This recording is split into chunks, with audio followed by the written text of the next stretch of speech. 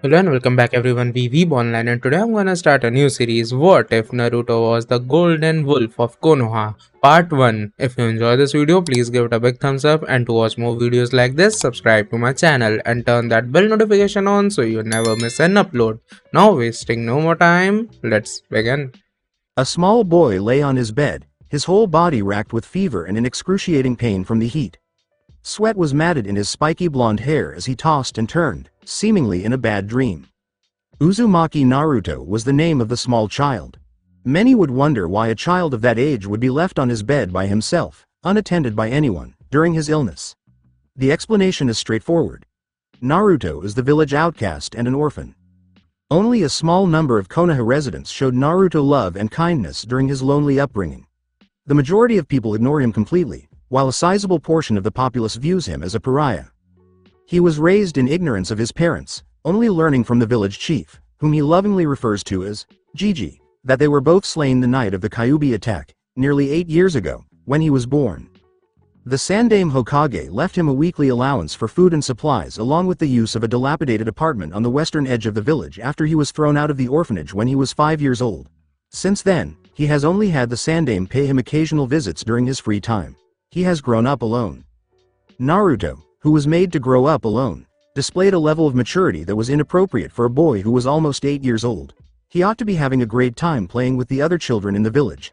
However, the villagers' hostility was inherited by their offspring, so young Naruto spent his childhood being shunned and alone, with only himself for company.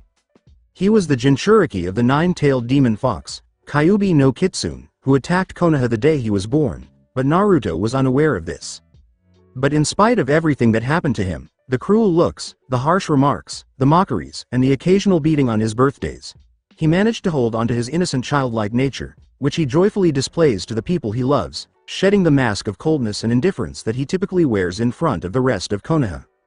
The sudden sickness that ravaged the child's cantainer's body while he was sleeping caused another presence, deep within his mind, to awaken from its deep slumber. Confused was the Kyuubi no Kitsune. Despite his millennia of experience, he was unprepared for the illness that struck his ship out of nowhere. No matter how much chakra he sent into his vessel's system to overcome or get rid of the issue, it would always be rebuffed, as if some unseen force protected the body of his vessel from it. Despite his exceptionally strong efforts, nothing worked.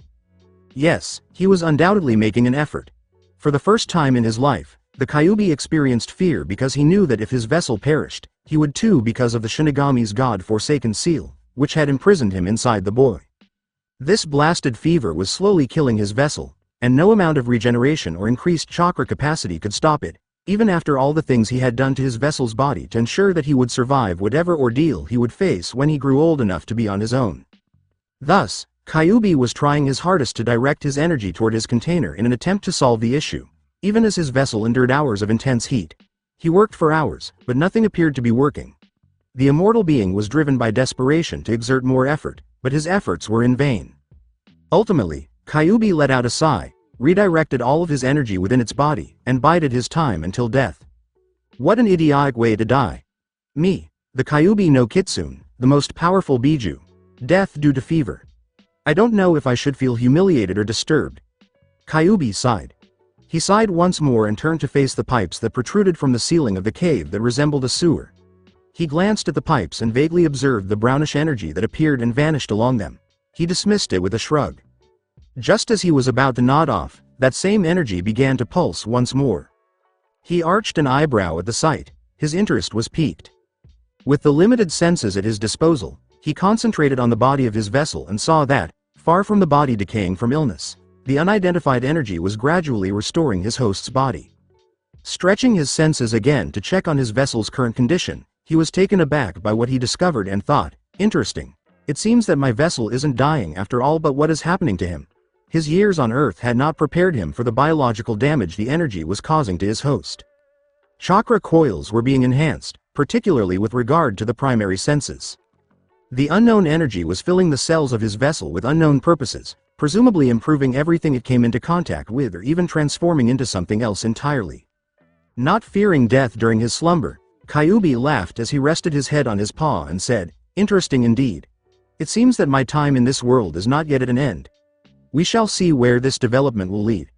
Surprise me, my vessel, on the time that we meet." After a feverish sleep, Naruto awoke with no sense of time. He swiveled his head tiredly to check the clock next to his bed, trying to figure out how long he had been asleep, feeling his weak body protest. The date shocked him so much that his eyes widened. 2 times a day. He slept for the last 2 days. How on earth could that have occurred? But as his stomach rumbled, alerting him to the fact that he was hungry, very hungry, based on the noise it was making, his stunned state was broken. His body ached to get out of bed, locked joints and drowsy muscles notwithstanding, as he forced himself to stand. After dragging himself to the restroom, he relieved himself and had a chilly shower. Since there was no heating system installed in the apartment and it would be too costly for him to install one himself, he braced himself for the unexpected rush of cold water. He was shocked to find the water unexpectedly warm, so he reveled in the sensation and took his time cleaning himself of the filth and perspiration he had accumulated from his 2-day coma. His muscles were no longer sore after taking a shower, and he felt completely at ease.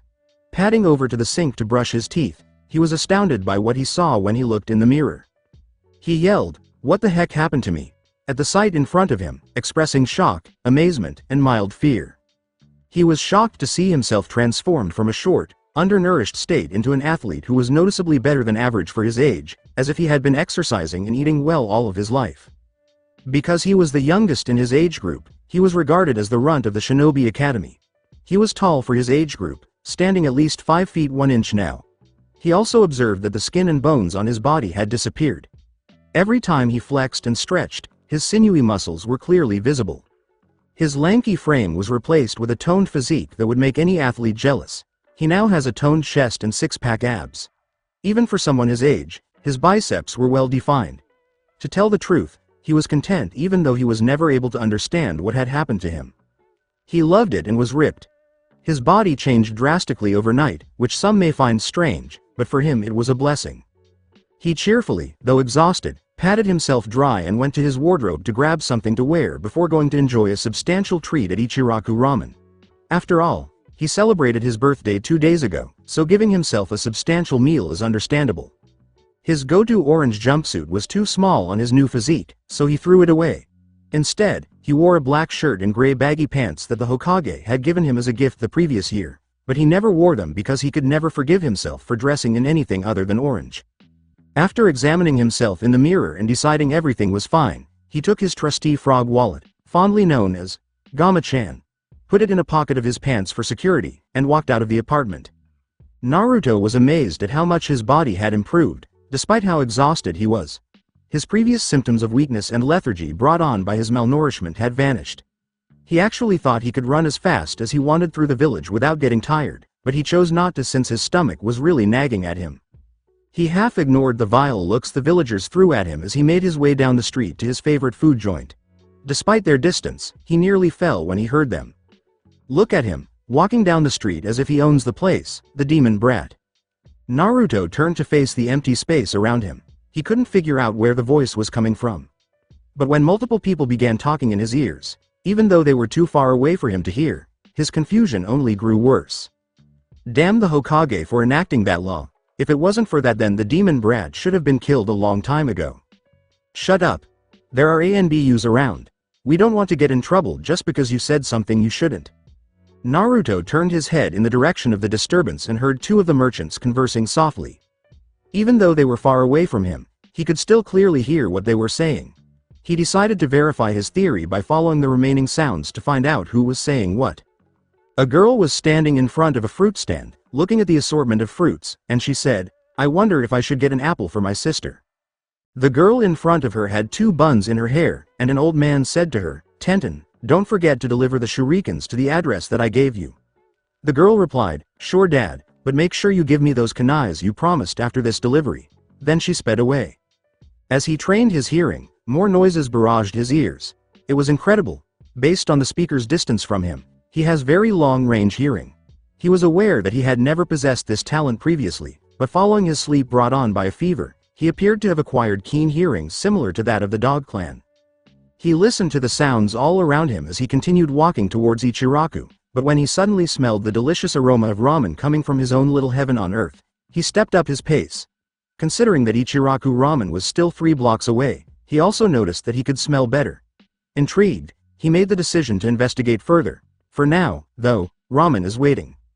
As they watched Naruto eat bowl after bowl of ramen as if it were the end of the world, Ichiraku Tuchi and his daughter Ayame were in shock. He was on his 15th bowl and showed no signs of stopping. It was astounding. Their best-loved client usually ends after 10 or 15 bowls, but he went over and showed no signs of stopping anytime soon. After Naruto requested another bowl, they quickly gave it to him in an attempt to keep their most important client loyal to them and prevent him from going elsewhere, even though Naruto had previously informed them that nothing could ever compare to their delicious ramen creations and that he had no intention of soon changing his mind. An hour later, Naruto sighed deeply and burped shamelessly as he placed his 23rd bowl of ramen on the table. After every bowl of ramen, his previous fatigue seemed to vanish, and he was suddenly overflowing with energy that would be ideal for his future personal training. His Gamma-chan suffered a great deal, but he did not even voice any complaints. He simply wasn't hungry enough to consider his savings. With another loud burp that made the ramen chef and his daughter laugh, Naruto exclaimed, "That was great, Tuchi Oji-san. Your ramen is the best." With fire in his eyes, Tuchi exclaimed, "Of course. What do you expect? I am the best ramen chef in the world." Naruto exclaimed with the same fervor and resolve, "You got it, old man. When I become Hokage, I will make ramen the national food of Konoha. Believe it." Watching his father and his surrogate brother profess their unwavering love for ramen, Ayame could only sigh. She gave them a rolling look and got to work cleaning up the mess. After ramen gushing for a few more minutes, Naruto said goodbye to everyone and departed, but not before Ayame gave him a quick hug and a kiss on the cheek, making the poor boy blush red like a tomato. He then hurried out of the store to avoid more embarrassment, with Ayame's tinkling laugh trailing him the entire way. His newly acquired hearing, en route to his personal training group, Naruto traveled through the dense forest encircling Konoha. Naruto only wanted his training to be kept a secret to appease the people of Konoha, not that he wasn't allowed to use the training grounds that dot the village. Contrary to popular assumption, Naruto was not a moron. He actually discovered early on that one of the best defenses against being humiliated or beaten to a pulp by his academy teachers is acting. Thus, in order to appease the public's perception following his first year in the academy, Naruto chose to conceal his abilities and intelligence behind a facade of foolishness and boisterousness. To further enhance the character, he even studied the art of practical jokes. Despite his ignorance of his burden, people no longer hated him for the Kyuubi. Instead, they hated him for his rather embarrassing practical jokes.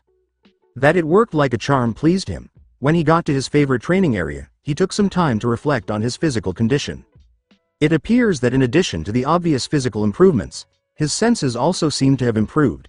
He was already aware of the improvements in his hearing, smell, and taste, the latter of which strengthened his addiction to ramen and helped him surpass his previous record, and he also noticed that he typically eats less at lunch than his classmate Choji. He began by running a few laps around the training ground to determine his physical limit, deciding that the best way to test his body would be through exercise. Both his speed and stamina have increased, he noticed. He picked up the pace and continued to run until he became exhausted, having already completed his usual 5-lap limit at maximum speed without getting tired. He was 10 times faster than he used to be, so he moved through the trees at top speed, dodging upturned roots, sporadic rabbits and squirrels, and even jumping from branch to branch for sheer joy. It took him 3 hours in total to become fatigued enough to quit, which was an incredible accomplishment in and of itself. He sat down on the grass and considered the improvement on his body as he gazed at the clouds. The only thing left to test is his strength because he has already proven his speed and endurance. He rested his weary muscles for a few more minutes before getting up and making his way to one of the larger trees in the clearing. He took a few deep breaths to calm himself before assuming the standard academy taijutsu stance. He then released a powerful fist toward the trunk. He was shocked by the outcome. He crushed the first few inches of the trunk with his fist. He usually experienced some minor ache after releasing a powerful punch on a tree or training dummy, so it was shocking to him that at the strength he released, he didn't even feel any pain on his knuckles. His healing wasn't even that quick to begin with. He kept punching the tree fervently, getting stronger until he could no longer do so. The tree he was practicing on finally gave way after he had been punching for 30 minutes, causing a loud crash that reverberated throughout the clearing. Naruto was taken aback by how strong his blows were. He gave his knuckles a funny glance, then turned to face the tree and looked back at his knuckles. He smiled. He must inform Hokage Jiji of this. With a trail of dry leaves and dust behind him, he dashed back to the village. The Sandaime Hokage, Hiruzen Sarutobi, was weeping as he battled the godforsaken paperwork that strewn across his desk. Even after hours of work, the pile doesn't seem to be getting any smaller. It appears to have grown a few more inches, in fact. Knowing that the damn paper would multiply like rabbits if left alone, he cursed but did not stop. With pleasure, he stamped another hateful document, sighing. How he wished he had something to divert his attention for a short while so he could relax. With a loud bang, the door to his office opened, revealing his surrogate grandson, Naruto, grinning broadly. His prayers had been answered. Despite how worn out from work he was, the smiling face made him smile. The fact that someone with Naruto's stature could make the boy smile in spite of all of his struggles was a miracle. He was aware that after the boy received all of the punishment, he would either become suicidal or homicidal. But then he saw something different about the blonde, and he scowled. Naruto was taller, stronger, and the fact that he didn't have any orange on him made him feel uneasy. He decided to brush it off and wait for what he assumed to be the blonde's explanation for visiting him. Still sporting a broad smile, he spoke to the young man. The smiling blonde was asked by the Hokage, "What brings you here, Naruto-kun?" With excitement, Naruto exclaimed, "Gigi, something amazing happened to me." The announcement caused the Hokage to furrow his brow. This ought to be fascinating. The blonde happily sat down at an empty seat in front of the Hokage's desk, to which he gestured, "Really? Well, grab a seat and tell me all about it." "I had a fever a couple of days ago and I woke up this morning and found my body change," said the blonde. "Really now, Naruto-kun? What do you mean change? Please tell me everything and don't leave anything out," the Hokage softly demanded, perplexed by his surrogate grandson's abrupt transformation into a hyperactive boy. Naruto gathered his thoughts and scratched the back of his head. "Well, I woke up this morning tired from getting a fever a few days back. I went to the bathroom to take a shower and when I stood in front of the mirror, I saw that I became taller and got these cool muscles now. I feel so strong, I can hear even from far away, smell and taste better. It's all so cool," declared Naruto with a child's joy. The Hokage was now concerned. Such alterations in the body can only have a few causes. However, given that Naruto is the Kyuubi vessel, these alterations may indicate that the beast was changing the boy on his behalf, which is never a good thing. A medical professional must perform a thorough examination to rule out any additional causes, though this is also a possibility. He made the decision to quench his curiosity, and he did just that. Seeing that Naruto nodded, he pressed a button on his desk and told the secretary that he would be taking the rest of the day off due to an important, last-minute appointment. Then, he grabbed the boy by the shoulder and shunshin Ed out of the office to the front of the hospital. "Well, Naruto-kun, if you're not busy maybe we can go to the hospital and have your body checked to make sure that everything is alright. After all, suffering from a fever for days and having your body changed might cause some problems later on." He released the boy and motioned for him to come along. Many commoners and shinobi submitted to the Hokage, but Naruto received a glare that the young man chose to ignore. The Hokage was offended by the boy's obvious disrespect, but he ignored it because there was more pressing business to attend to. When they arrived at one of the many offices strewn throughout the structure, they went in without even knocking. As soon as the doctor, who was behind his desk filling out a form, noticed his visitor, he got up and bowed to the Hokage. "Hokage-sama, what do I owe the pleasure of this visit?" he asked, grinning at Naruto who had been skulking behind their leader. "Why hello Naruto-kun. Is it time for your monthly checkup again?" "Hi Kaito-ji-san. Hokage Gigi just told me to follow him so I did," replied Naruto. Since this doctor was the only one in the hospital who showed him kindness and took care of him each time he needed to visit, he really liked this kind doctor. The doctor smiled as the Hokage spoke to him. He added the final line with extra emphasis, suggesting that this may be a Kyuubi issue and that he doesn't want the boy to know about the beast just yet. "Good afternoon, Kaito. Something strange happened to Naruto and I would like you to give him a thorough checkup to make sure that nothing is amiss." Kaito nodded and raised an eyebrow, sensing the hidden meaning in the Hokage's words. Naruto complied with his request to sit on the bed. "So Naruto-kun, tell me everything that happened and don't leave anything out no matter how small." Because he trusted them both with his life, the boy did as he was told. After the story, Kaito made Naruto lie down on the bed and asked him to remove his shirt and pants so he was only wearing his boxers. He marveled at Naruto's improved physique and took note of the drastic change in his patient's appearance. He sealed his hands several times before his hands became engulfed in green energy and he hovered them over Naruto's body, taking a little longer to scan his stomach. He scowled a little and repeated the entire process. 20 minutes later, he asked Naruto to get dressed and then sat down behind his desk. jotting down some notes on a piece of paper that he subsequently affixed to a clipboard. The Hokage smiled and slightly messed with Naruto's hair, asking, "So Kato, is there anything wrong with our ward here?" While the boy pouted at being treated like a child. With a deep introspective sigh, Kato replied, Nothing is wrong with Naruto-kun, Hokage-sama. In fact, the boy is healthy, very healthy indeed." "So the changes are not bad?"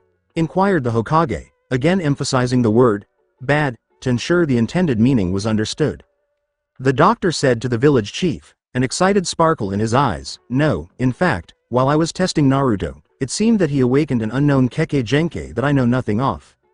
The Hokage was taken aback. Is there a Kekkei Genkai for Naruto? He had known the boy's parents since their early childhood, and neither of them had any bloodline symptoms similar to those that Naruto had. With the exception of the mother, who was primarily connected to the beast. Everything about this was unclear. The Hokage demanded, "Explain." If he needed to protect the boy, he needed more information, and he knew that if the council found out, they would be after the boy. From the diagnostics I performed on Naruto, it seems that his body changed according to a DNA strand that I picked up during my testing. Note that this was not present during last month's checkup. It seemed that the fever was the result of the bloodline going active in his system and used the comatose state to improve the boy's overall physique, explained the physician. The Hokage asked, frowning, "Are these all the changes involved with the bloodline?" Even though he didn't understand some of the terms used in the conversation, Naruto just kept listening. He simply did as the good doctor had taught him to do when the adults were speaking. No, it changed everything in his biology. It seems that his bloodline also improved his senses, making him superior to the Inuzuka clan in regards to their dog-like abilities. Also, the bloodline also gave him a significant boost in muscle mass and bone density, so that explains that strength and speed. Another interesting fact to note is his already impressive regeneration. We all know for a fact that he can heal wounds quickly, almost like a bloodline.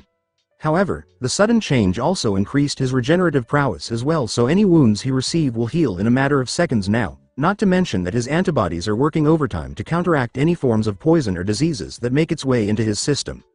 The doctor took a moment to think before proceeding. The hyperactivity of this antibodies is what's causing the temperature, even if the reading itself would mean that the boy should be dead right now.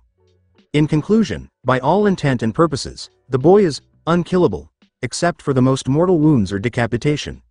I am also excited to note that his new DNA sequence made him similar to that of a wolf-human hybrid, if that is all possible. Oh, one downside is his metabolism. All these changes require an increased amount of food intake, so that explains why he almost cleaned out Ichiraku earlier. The doctor went on to mention the skills that the boy appears to have.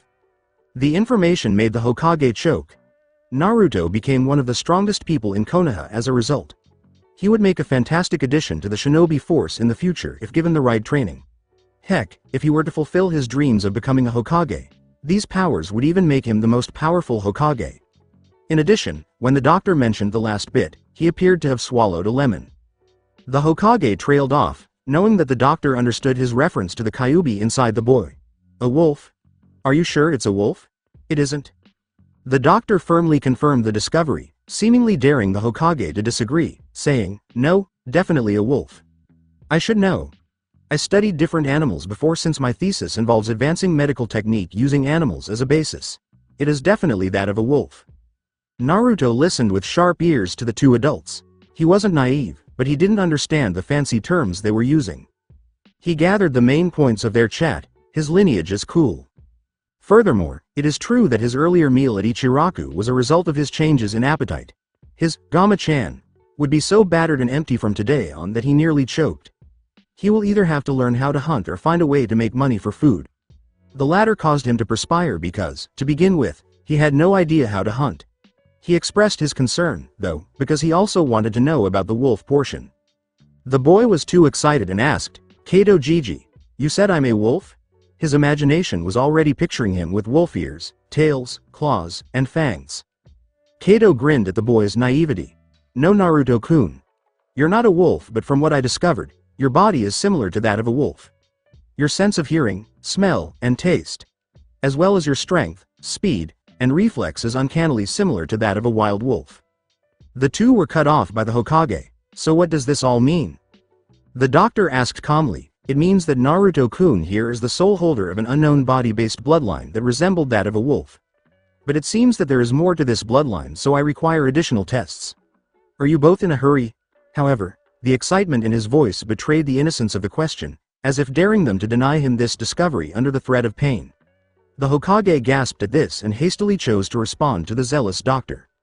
The Hokage grinned and said, "No, we are free for today, so you can continue with your tests. I want to make sure that Naruto-kun here is without any problems. It's true that there was a strong bloodline, but he doesn't want his surrogate grandson to suffer later on because he was acting more like the Hokage than a grandfather." With a nod, Kato motioned for Naruto to get up. The boy shrugged and said, "Now Naruto. We have already determined that you have an unknown body-based bloodline. Do you have any questions so far? Good. Now I want you to channel your chakra, as much as you can without straining yourself. You already know how to channel your chakra, right?" "Sure, Kato-ji-san. Haruka-sensei already taught us that in the academy a few months back," replied Naruto. "Excellent. Then please continue," said a happy Kato, realizing that the boy's medical curiosity didn't require any instruction. With a nod, Naruto performed a ram seal and let go of his chakra. The doctor and the Hokage were both taken aback by the outcome. Naruto's chakra reserves were previously determined to be at the Junin level, but as of right now, he is easily on par with the Kages. What they were witnessing astounded them both. Naruto was releasing a chakra so strong that it surrounded him with a pale blue aura. Kato motioned for Naruto to stop right away because of the intense chakra that the blonde was releasing, so as not to damage the building. The doctor wrote down the results on his clipboard, beaming with excitement. Amazing! Last month's checkup easily put him in Junin chakra levels. But now, he is easily on low Kage levels and he is still developing. This is astounding. It seems whatever changed his physical makeup also boosted his chakra reserves as well. Simply amazing. After returning the chakra to his body, Naruto scowled. He made the decision to express his worries. "Hokage Jiji, Kato-ji-san, something happened while I was channeling my chakra." Without glancing at Naruto, Kato continued to scribble on his clipboard, saying, "Really, Naruto-kun? I didn't see anything wrong." Naruto spoke nervously, fearing that there might be a problem with his recent transformation. When you asked me to channel my chakra, I see you all a lot better. The colors were brighter and I can see all of you clearly, even that small mark on your right eyebrow." Kato's eyebrows shot up in response to the news. It was amazing to see the pinprick mark concealed behind his eyebrows. He was pecked by one of the birds he was studying when he was still a field medic, and no one knew about it until now. While making some notes in Naruto's medical file, Kato muttered, "Well, it seems that your bloodline is definitely body-based and a dujutsu as well. It seems that an application of chakra to your eyes also improves your vision as well. Curious. Very curious." Curious, Naruto asked, "What's a dujutsu?" Even though he was unfamiliar with the phrase, he had a gut feeling that it was important. The blonde boy asked a question that the Hokage decided to respond to. "A dujutsu, Naruto-kun, is an eye-based technique that displays specific characteristics and results. Are you with me so far?" Naruto replied with a nod. "Most dujutsus requires chakra to activate and yours seems to be one of them and it seems to be part of your bloodline. To give you an example, the Hyuga clan has a dujutsu called the Byakugan.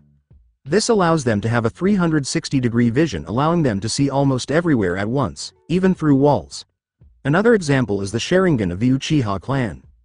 Naruto leapt out of his chair and bounced around the room with excitement after hearing the explanation. "Woohoo! I have a cool dujutsu. I have a cool bloodline. Woohoo!" The two adults laughed as they watched the happy child, and they were relieved that the child's smile remained intact despite years of suffering because of the foolish villagers' actions. To get to the crucial part, the Hokage chose to quell the boy's enthusiasm. The blonde boy's excitement was subdued by the Hokage's tone. "Sit down, Naruto-kun. We need to talk about this later. There are some important things you need to know concerning your bloodline." The boy nodded and then moved to sit on a chair, but he still fidgeted with excitement. The Hokage grinned once more and gave the child's hair another ruffle just to be safe. He turned to face the beaming Kato. "So is there anything else we need to know about Kato?" I think that's the gist of it. There might be more changes and abilities popping out soon since he just manifested the change, so it is best to let Naruto-kun come to me with a weekly checkup to make sure everything is alright. I would also suggest for the boy to have a teacher to help him control his abilities since it would be dangerous, especially his strength. Other than that, Naruto-kun is a healthy 8-year-old boy. The Hokage gave a nod. Good.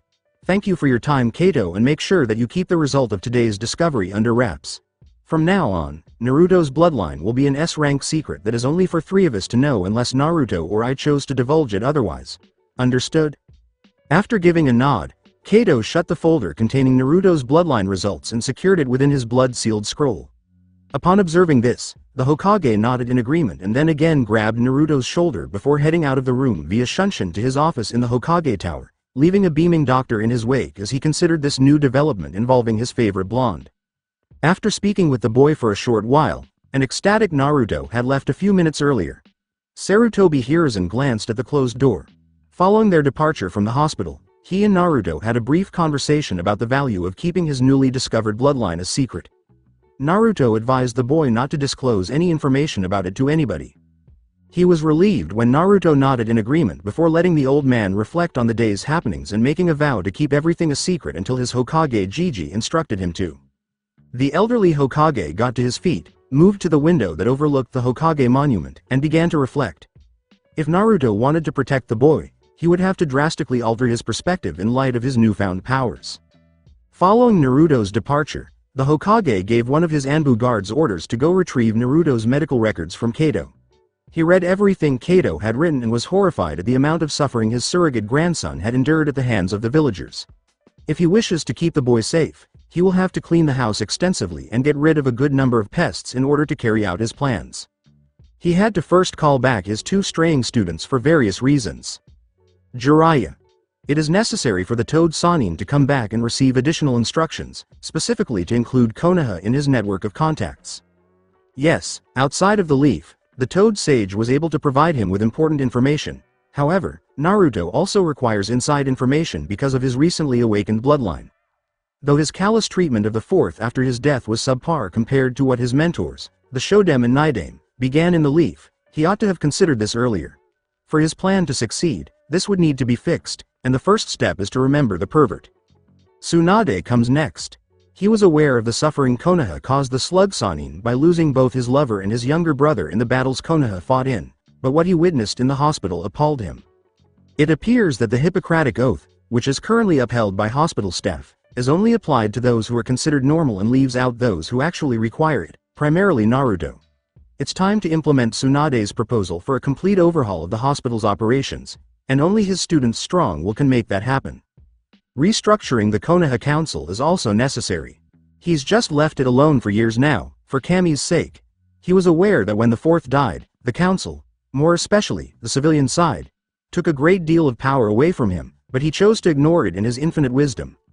When he came to the realization that nearly every issue he was having in the village was entirely his own fault, he nearly fell head over heels. Aside from the years of headaches he endured, perhaps hitting his head on the table was a fitting punishment. But Danzo, his teammate, is the real source of his troubles. Yes, he was aware of the root program, which the partially blind shinobi ran under his nose even though he had given the order to dissolve the group. He just chose to ignore it because he didn't want to start any more issues. If he wished to keep Naruto safe, he had to control Danzo. The thought of Danzo discovering Naruto's ancestry made him shudder. He would kidnap, experiment on Naruto, put him in a covert breeding program, or worse, turn him into a mindless drone that would follow his orders if he discovered. This is not what ought to occur. Working through the night, the Sandaime Hokage composed letters and initiated preparations to regain authority over the village and safeguard his adopted grandson. It was time to do this years ago. If he doesn't get this done right away, he will die trying. That night, a chill ran down the spines of many shinobi and civilians in Konoha. They were all unaware that a boy with whiskers had given the god of shinobi the strength to finally stand his ground. Tsunade, the Slug Sannin, legendary healer of the leaf, and newly minted legendary sucker because she could never lose a bet, was abruptly startled out of her reverie while nursing his half-empty sake bottle when a sudden puff of smoke appeared next to her, revealing a messenger monkey. The messenger monkey said, monotonely, Tsunade-sama. I bear a missive from Hiruzen-sama of great importance. Tsunade looked shockedly at the messenger. This is very important if her teacher used summons to send a message. After leaving the village for 8 years, she had never received a summons message, so when she did, it sent a shiver down her spine. She nodded to the monkey, who then gave her a scroll before vanishing once more into the summon realm, not believing what she was saying. She paid the bartender for her drinks and headed out, determined to read this in the privacy of her hotel room. Upon arriving at the hotel room, she noticed that Shizune, her assistant, was having a shower in the bathroom. Without delay, she collected her chakra and performed a privacy jutsu to ensure that she could deliver the message without interruption. She took the scroll out of her trench coat pocket and discovered it was sealed with a mixture of chakra and blood. This was very serious. Since the seal was keyed to her signature, she was able to break it easily and read what her sensei had requested. Tsunade, I hope this letter finds you well, my student. We haven't seen or spoken to each other in far too long, but some things have happened that need your immediate attention here in Konoha. Considering what the leaf took from you, I would have loved to just joke around with you in a letter, but this is important, and I will not accept a negative response. I've come to understand that the leaf has changed from what your grandfather intended it to be all those years ago. I am the one who needs to take responsibility for my actions and act quickly to ensure that everything is fixed to prevent future suffering. My dear student, I need your abilities and strength. It's time for a Senju to come back to the village and help with this, as I can only implement these changes with your help. For a different reason, Jiraiya has also received the same missive, but you two are essential to everything I have planned for the leaf. You are to meet him at Atofika Gai in 2 days, and you both need to return to the leaf as soon as possible. Your mentor and master Hiruzen Sarutobi. Hokage Sandame. As she concluded the letter, Tsunade was taken aback and was unable to shake the feeling that this was no typical letter. Her teacher had never been this serious before, and the letter was written in a tone that was more than serious. It was truly epic. She lit up her eyes as she used a Kaiden jutsu to burn the letter, getting ready to leave as soon as possible. Tsunade exclaimed, "Shizune! Get your butt out of that bathroom right now," as she packed their belongings into a scroll for easy travel. After breaking all previous records in shower time, Shizune discovered her mentor was cramming stuff into a scroll at breakneck speed. "What's the problem, Tsunade-sama?" With the intensity in her mentor's eyes, Shizune was forced back as Tsunade turned to face her. The slug Sanin spoke in a tone that tolerated no nonsense or arguments. "We are leaving for the leaf. We are meeting Jiraiya in Atofika Gai in 2 days, so get your butt in gear and let's get moving." Shizune got to work right away because she didn't want her teacher to get mad at her for taking her time and slowing down. She was aware that Tsunade had sworn she would never return to the village, but the fact that she was eager to return suggests there may be more going on. At the moment, Jiraiya was laughing while spying on the women's area of Atofika Gai's hot springs. The pervert was sobbing as he scrawled notes for his latest Icha Icha Paradise book, inspired by the spontaneous makeout session in the bathtub. Based on the inspiration he's receiving from the spontaneous performance across the fence, this is big, big, big. A puff of smoke next to him revealed a Hokage messenger monkey, startling him out of his perverted laughter. When the pervert realized that the Sandame had never used his summons for correspondence, he realized that this was serious. The monkey handed the scroll to the toad Sanin and said, "Jiraiya-sama. I have a message here for you from Sarutobi-sama. I already delivered the same message to Tsunade-sama before I came to you." The white-haired man took the scroll, and the monkey quickly left the summon realm. Identifying the security seal on the scroll, he used his teeth to pierce the skin on his thumb, applying blood to the seal and directing a small amount of his chakra towards it. He was able to open the scroll when the seal vanished in a puff of smoke. He perused. "Jiraiya, as quickly as possible, I need you to be here in Konoha. You have 2 days to meet with Tsunade in Atofika Gai and must drop your research as soon as possible. I need both of your presence as soon as possible so that I can make some changes to the leaf. I am aware that you are spying right now, so stop and go meet Tsunade at the meeting spot. If Icha Icha Paradise's next issue is delayed, it doesn't bother me. Pronto, get your butt here. As always, your Hokage Hiruzen Sarutobi." Hokage Sandame. As Jiraiya read the missive, his eyebrows shot up to his hairline. Considering that he is one of his biggest fans, his mentor has never advised him to stop his research. If his mentor directed him to drop everything and come to the leaf instead of the next chapter in his smut, then this is serious. He left the hot springs right away, burning the scroll. With a speed that would have made Maeda Gai seem like a child, he charged towards Atofika Gai, gathering chakra and a tiny amount of natural energy for added acceleration. Her jiggling assets have nothing to do with the slug princess he is meeting. A sizable boom and a minor earthquake prompted Konoha's gatekeepers to take action. Although they were bracing themselves for an assault, what they witnessed nearly made them lose it. On top of the renowned Gamabunta, the Toad Boss, are 2 of the legendary Sanins. Before the summons poofed away and returned to the summon realm, both leapt off its head. Both of them left a small crater under their feet as they impacted the ground in front of the startled guards. Considering the significant individuals Shizune was with, she went unnoticed, which suited her just fine.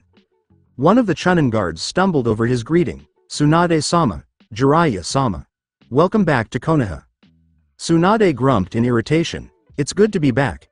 Now if you'll excuse us, we're to see the Hokage immediately." Without asking permission, the Toad and Slug Sannin left an amazed and stuttering guard in the direction of the Hokage tower. When Jiraiya and Tsunade went into the Hokage's office, they saw their teacher frowning amid a stack of paperwork.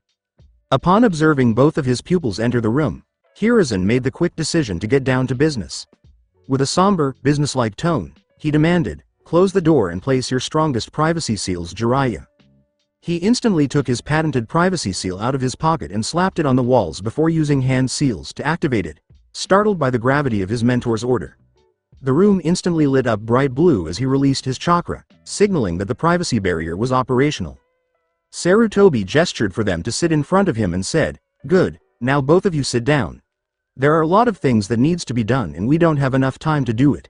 He pulled 4 folders out of his drawer right away, passing 2 to each of his students. "Read it. I'll give you the other set when you're done." After giving a nod, Jiraiya and Tsunade unfolded the folder. The reading they were doing made them both pale. As soon as he saw his students' response, he handed them the second set and urged them to read it as well. This time, the response was one of shock, awe, and disbelief above all else. "So, tell me, were you able to understand the importance of what you were reading?" replied the Sandame. Both nodded, but Jiraiya was the first to express his ideas. The Toad Sannin insisted, "How did this happen?" With an expression of grim determination, the Hokage inquired, "Which one? The beatings or the bloodline?" "The beatings. What have you been doing, sensei? We both promised Minato that we would look after the kid. He traded his life for the village and only for them to stab him in the back using his son as a punching bag and a torture doll."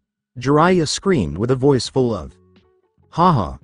The sound of sudden wood cracking under pressure caused both Jiraiya and the Hokage to turn to face the third person in the room. They did not feel let down. Tsunade was gripping the arm of her chair so tightly that the wood cracked and turned to pulp. Her expression showed her anger, her eyes were burning and she was gritting her teeth. When the 2 men in the room saw this earlier, the outcome was not pleasant.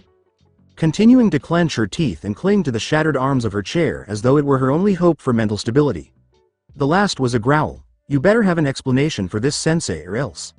The ordeal Kushina's son endured at the hands of the village, which her grandfather founded and for which Minato gave his life to save, left her speechless.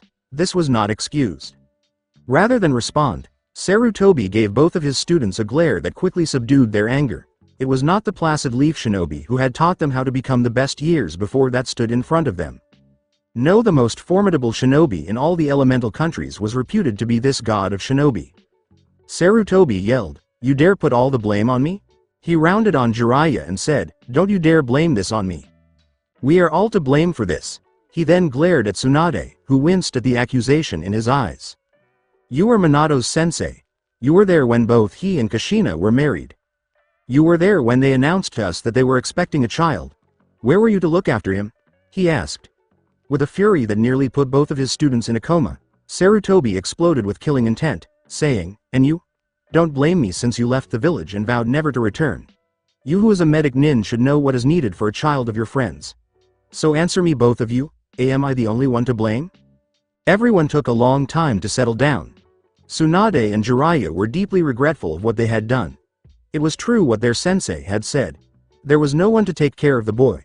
Since they were both aware of how the other villages handled the vessels, they both departed without even considering the possibility of what might happen to the local Jinchuriki. No, not only their sensei but also them is at fault. After making every effort to collect himself, Sarutobi took a deep breath and addressed the 2 students. "Instead of pointing fingers on who to blame for the boy's maltreatment, what we should be doing right now is to think of a way to rectify the situation. I already drafted a plan for the changes we need to do in order to protect Naruto, and the only way to do this is to change the leaf from the ground up. So are you both with me?" Upon witnessing their nods and the return of the will of fire in their eyes, Sarutobi permitted himself to smile contentedly before proceeding. "Good. I have already made a plan on how to change the problems in the village, but both of you have your own specific tasks to make sure that everything falls into place. Starting today, both of you are unofficially my advisors."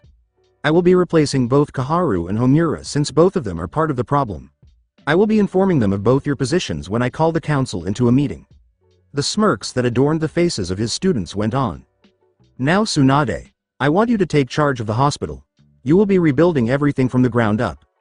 I already have your mission parameters for this, so you will know what to do when you get there. I also give you full permission to enact your own plan for a medic nin in each squad and give you liberty to choose your students among the aspiring genins in the academy." Tsunade became alert at this statement. Her goal of using a medic nin in teams to decrease mission-related casualties is finally going to be realized. Although it will take years to see results in the field, if she starts now, missions in the future will be more successful and the number of casualties will decrease. She palmed her hand, waiting. She will adore this mission, I promise.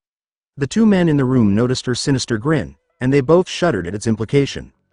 "Now Jiraiya. You already have your spy network outside the village and it is quite understandable that you have to leave to monitor them all. However, I have another plan that I want you to follow. You will set up your network to make sure that all information will be passed to your position here in the village without requiring you to leave. The reason? Simple, you will be creating a thorough spy network here in the Leaf and I want you to ferret out every single secrets and anomalies here in the village. I want them all here on my desk so we can start persecuting those that needs to be dealt with. Understood?" Jiraiya recognized the importance of the task. It's true that he would have to spend less time researching if he needed to establish a spy network here in the Leaf, and at the moment he is unable to obtain research materials that are exclusive to areas outside of the village. He will give up everything, though, in order to protect Naruto. He has been paying for the years for the abuse he received from the villagers, and this mission will definitely be his way of making amends. As they say, it's better late than never. Upon observing Jiraiya and Tsunade's compliance, the elderly Hokage gave them additional folders containing his plans for the mission he had given them, allowing them to add any details he had forgotten. With a look of sheer joy on their faces, they both took the folders.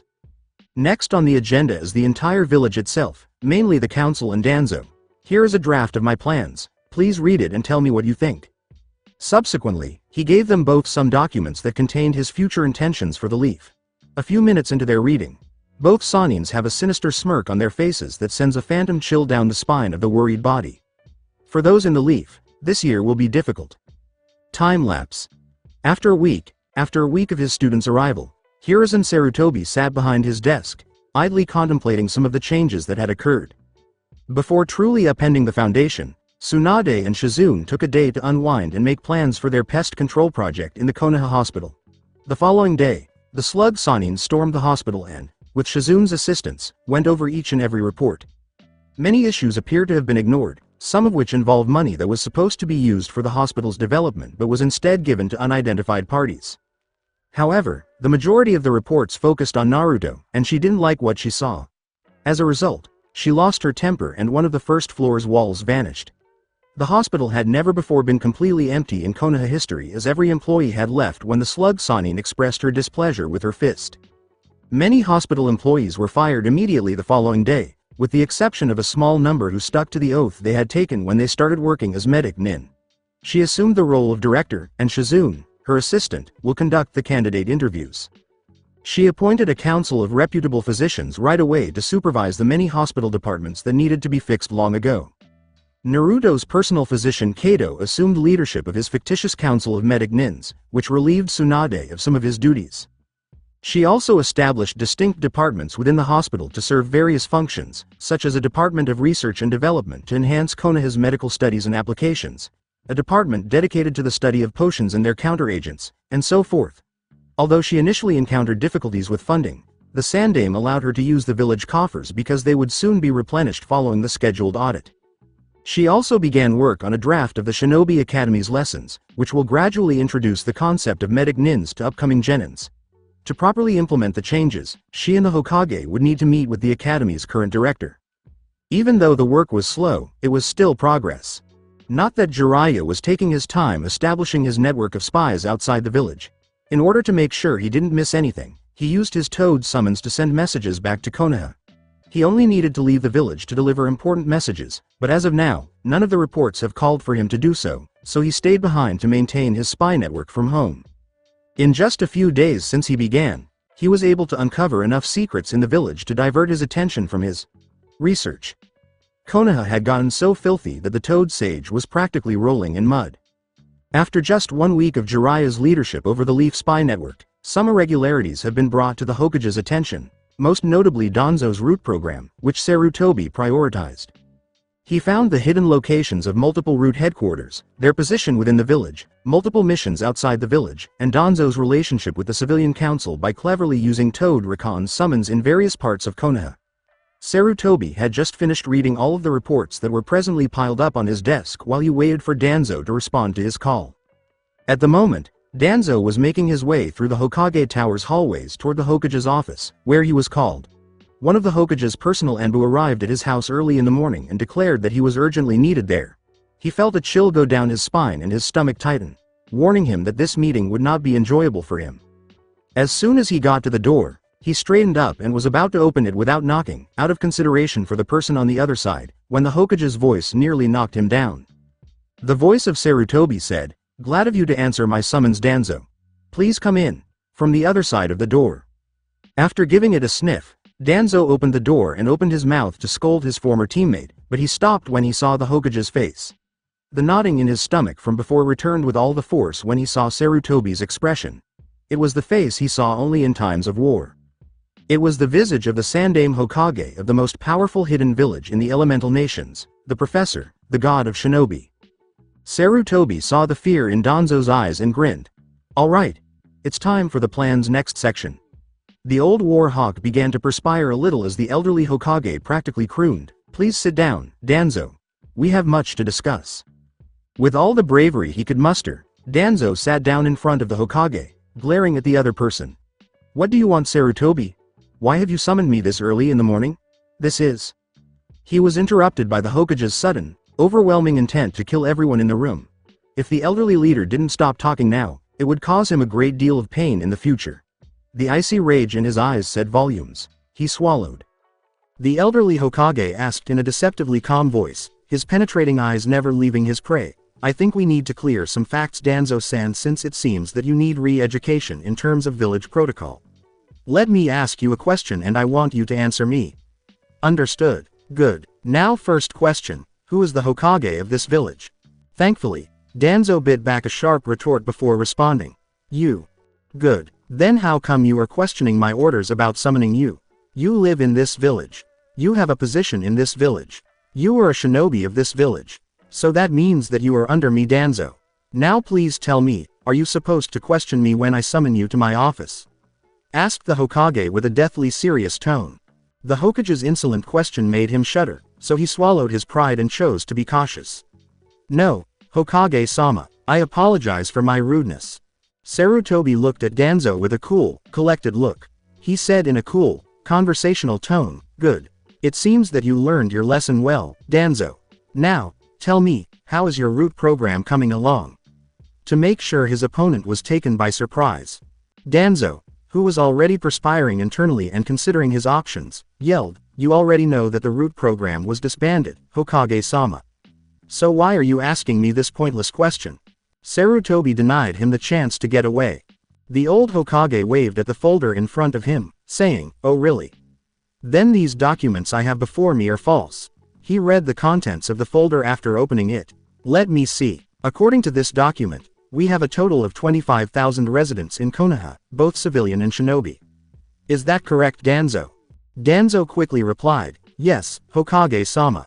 That information can easily be accessed through the Konoha archive and in the shinobi library." He was unaware of the trap in such a trivial numerical question. "Good. Very good, Danzo. I know that they are open to the public, but there is more. Let me see. Ah yes, it says here that there are a total of 15,000 civilians in the Leaf plus a total of 7,000 registered shinobis, both retired, in reserve, and in active duty. Now tell me, Danzo, where is the 3,000 that was unaccounted for?" At this point, Danzo was perspiring because the numbers still displayed matched the number of shinobis he currently had in his covert root program. The Hokage beat him to it just as he was going to defend himself. "You know what I think, Danzo-san. I think that these remaining unaccounted numbers are under your program." Rejecting the Hokage's accusations, Danzo chose to play the innocent card. "I don't know what you mean, Hokage-sama. I have no idea why there are 3,000 unaccounted numbers in Konoha." Sarutobi grinned. Yes, he has now understood him. It's time to cover the cake with frosting. For the benefit of his perspiring opponent, he took out a piece of paper from the folder and continued reading. Is that so, Danzo? So does this mean that the people training under Sector 2, 10, 13, 14, and 42 aren't part of your root program? You mean that there is another organization in the leaf that I didn't know about that has a seal on their tongue and with the kanji of root on their masks? Are you sure, Danzo? Now Danzo was perspiring. How on earth did Sarutobi know about his bases and secret training grounds? This isn't feasible. They were all tucked away nicely. There was no paper trail, and all knowledge of his actions was clandestine. His root shinobi's seal provided complete evidence, and he was confident that none of them had turned on him. How? He was about to respond, but Sarutobi simply raised his hand to signal that he should remain silent and gave him a glare strong enough to stop a biju in its tracks. Listen to me, Danzo. I know all about your root program and how you disregarded my order of disbanding them. I should have you killed for treason and let all your root shinobis tortured for information after the seal is removed from their tongues. He stopped to heighten Danzo's anxiety. Oh, which reminds me, I already have the counter seal to it, so they will surely squeal everything when Ibiki and Anko plays with them. Danzo sagged down in his seat.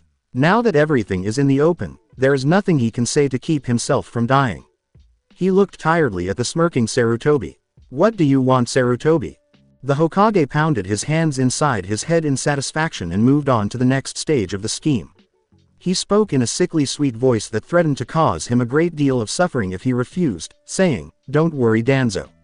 You won't be executed for treason. Oh no, I still have use for you, old friend." When Sarutobi saw that Danzo was not objecting, he continued. Danzo's expression brightened at the first line, "I want you to officially reactivate the root program," but it fell back when he heard the next. "Under my command, starting today, I will take control of your root with you as its director. It will be a shadow branch of Konoha military that will operate under guise.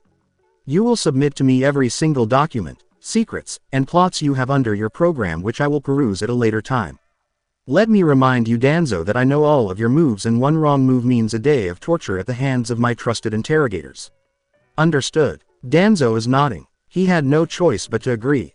With a final burst of pure killer intent that made Danzo perspire, he said, "Good. You may leave. I expect everything here on my desk in 2 days. It should be enough time for you to relay the new order of things to my new subordinates. Do this or else." He then discarded a vanquished Danzo and moved on to the next part of his scheme. Taking a break from her meticulous restoration of the hospital, Tsunade took a tiny sip of the hot beverage and perused the medical records of a certain Uzumaki Naruto to ensure she had all the details correct. Although Kato thought the child's potential test was good, it wasn't up to her standards. Sure, he completed the bare minimum of physical and mental examinations, but he skipped over the finer details because he was unsure of how to proceed with this discovery or worried that probing the child's body further would trigger an adverse reaction. Tsunade snorted as the ideas crossed her mind. She isn't scared to look further than Kato is. No, she was the legendary doctor from Konoha, and she was quite knowledgeable about ways to unlock the body's secrets that other medical professionals in the elemental nations could only dream of. A knock on her door startled her out of her reverie. "Come in." The door opened to reveal one Dr. Kato, the Hokage's designated medic nin for Naruto. Not the best of the best, but the only person her teacher could get to care for the boy because of the mentality of the previous workforce. Kato respectfully bowed and asked, "Tsunade-sama, you have summoned me. I hope your new job at the hospital wasn't too troublesome for you." Tsunade asked, gesturing for the good doctor to take a seat in front of her desk. "Yes, Kato-san, please sit. We have much to discuss." Kato's expression instantly brightened upon learning of his new role. No, Tsunade-sama, the position was a godsend. Being able to take a hand in the changes necessary for the hospital is a dream come true for me. So, I love my new position and love the changes you plan for the future of Konoha Medical. Tsunade gave a nod. That remark made her respect for the man go up a notch or two. But this is not the time for meaningless praises and platitudes. Rather, it's time to talk about the most recent medical discovery. Good. Now, I summoned you here regarding one of your patients. One Uzumaki Naruto. I dare say, seeing the results firsthand were quite an experience, asked Tsunade. Of course, Tsunade-sama. That boy is a gold mine of medical information. The way his body was improved and enhanced on a genetic level would greatly affect the world's medical history if such study is undergone. But doing so right now at this pace would endanger the boy. Besides, it is still too early to enact such a study since the boy's bloodline is clearly in the developing stages. Kato responded with enthusiasm. Placing a paper in front of the good doctor, she read, "You're correct. The brat is displaying a medical miracle if truth be told, but that is not the reason why I called you here." It was one of the thorough notes he had written after the examination. "You theorized that Naruto is evolving to that of a wolf as stated in the DNA readouts you managed to extract from your diagnostics. I want to hear your theory since I haven't had time to check the boy myself." Kato grunted in disappointment and took a moment to collect his thoughts. "It is not as if the boy will be changing into a wolf, Tsunade-sama. But my theory is more pronounced when it comes to the boy's changes. From the looks of it, the DNA strand that I got yielded two results instead of the usual one." Tsunade gave the doctor a strange look, as though he had just grown a new head. "Two strands? Don't be ridiculous, Kato. It is impossible for a single human to have two strands of DNA." Kato gave a headshake. "If you read my notes, Tsunade-sama, there are two strands of DNA on Naruto's biology. However, these two are separate and as seems to be connected by some form of thread. From what I surmise, the wolf DNA requires activation, but the stimulus for such activation remains unknown." Tsunade was now fascinated by the idea, a shift that needed to be triggered. "That is definitely something to be excited about. Your theory seems plausible and its working is similar to that of many bloodlines we know of that requires a physical change. Could it be a mental trigger since chakra doesn't seem to initiate the change? I doubt it, Tsunade-sama. But I would surmise that it is both emotional and mental for such a change to occur. If I am correct, a mental stimulus is necessary to jumpstart his emotional trigger, thus activating the semi-dormant gene. Without further tests, we can never finalize the theory." Kato thought. "We also need to dig deeper into this gene so we can determine its exact ability or changes on the boy if there is one. I would also suggest we look into his genealogy since it is quite possible that his parents might also have similar strain. Are you familiar with his family, Tsunade-sama?" Tsunade gave a nod. "Yes, I am very much familiar with his parents. They come to me for their checkups and healing, so I can safely say that both of them didn't show any bloodline to what their child is currently undergoing." Kato had a frown that said something deep. If that is the case, then the gene to trigger the activated of the bloodline might be dormant in their case. A distant ancestor might yield more positive results, but it would be safe to say that it is impossible right now since Naruto-kun is the last of his family. It would be safe to treat this as a new bloodline and document it from there for future use. Tsunade remained silent following the disclosure. The good doctor's theories made sense, or were at least somewhat accurate. They would all stay that way, though, if there were insufficient evidence to support their claims, which would necessitate a comprehensive examination. It's safe to say that the legendary medic has already looked over the documents she possessed regarding Naruto's parents, and neither of them displayed the bloodline that Naruto is currently displaying. Only Naruto's mother has a living bloodline out of the two. It was unfortunate that she neglected to have a gene test performed on both of them because there was no reason to do so at the time and it wasn't necessary. She decided to put this issue on hold for the time being and wait for Naruto's hospital visit because she still had a lot of work to do, and starting this project would undoubtedly require a lot of study and experimentation time. I suggest we drop this project for now, Kato. According to the notes you made on your findings, you are planning to let Naruto undergo more thorough tests when he comes over next month for a checkup. Is that correct? Kato replied with an affirmative nod. With an unyielding voice, Tsunade demanded, "Please inform me before proceeding so I can conduct my own tests as well to collaborate the results. It is quite possible that both of us to discover something new that the both of us alone could have missed." "Understood. Crystal Tsunade-sama." Kato nodded in agreement. He considered working on this new discovery to be a dream come true, and he had no intention of doing anything that would jeopardize his standing with the project. Tsunade nodded, beckoning him to leave her as she closed Naruto's medical records back into her personal scroll and turned her attention to another document pertaining to the management of the hospital. But not before she took a long swig from her bottle of trusty sake. Presently, Hiruzen Sarutobi was seated at his desk, lost in contemplation, completing all the necessary tasks for today's council meeting, which is expected to rock the Leaf to its core. Though this has been coming for a while, he will find it easier to implement the necessary changes to protect his surrogate grandson and enhance the Leaf thanks to the information he obtained from Jiraiya's spy network. When Tsunade and Jiraiya arrived at the office, both wearing expressions of expectation for the upcoming meeting, he was startled out of his reverie. "Thank you for coming, Jiraiya, Tsunade. I have called a council meeting in an hour for both civilian and shinobi councils. It is finally time for us to enact the plan we have discussed." Jiraiya smiled. "I guess the information I passed on to you from my spy network pushed to change the schedule ahead of time then." The elderly Hokage grinned. He turned to face Tsunade, who was slouching on the couch and holding a bottle of sake. "Yes, Jiraiya, your spy network yielded the results I need. Their actions have already been brought to my attention before, but the lack of evidence delayed any form of action." He was sobbing at what he saw, but for the time being, he didn't care about the alcohol. "How about you, Tsunade? Any problems on your front?" Tsunade swore and took another gulp of the hot beverage before turning to face her sensei. "Problem. The hospital is like a ticking time bomb ready to blow up. You have perfect timing in calling me back and starting the change, or else we would be totally screwed." Sarutobi's expression darkened. He must be aware of this. "Explain, Tsunade, and don't leave anything out." Slug Sanin poured himself another drink. "When I took over, the hospital isn't even running at 10% efficiency. Most of the doctors and nurses were not qualified to even practice, and how the head doctor hired them I have no clue. All reports indicate that treatments were done in a form of basic first aid. We were just lucky that no serious injuries were brought in, or we would be suffering from lack of shinobis. They are woefully inept. I fired all of them and tasked Shizune in screening everything on the applicants. And don't get me started on the funding. The allocations were diverted to imaginary people for developments that we don't even see. No paper trails. Millions of Ryo disappeared overnight for Kami knows where." She spat out the last part and took another long swig from her bottle. Jiraiya gave a snort. "So what else is new? Everything I uncovered in the leaf is either money transactions or secrets passed to other villages. I wouldn't be surprised if some of them come knocking on our front step due to the amount of information being released without our knowing."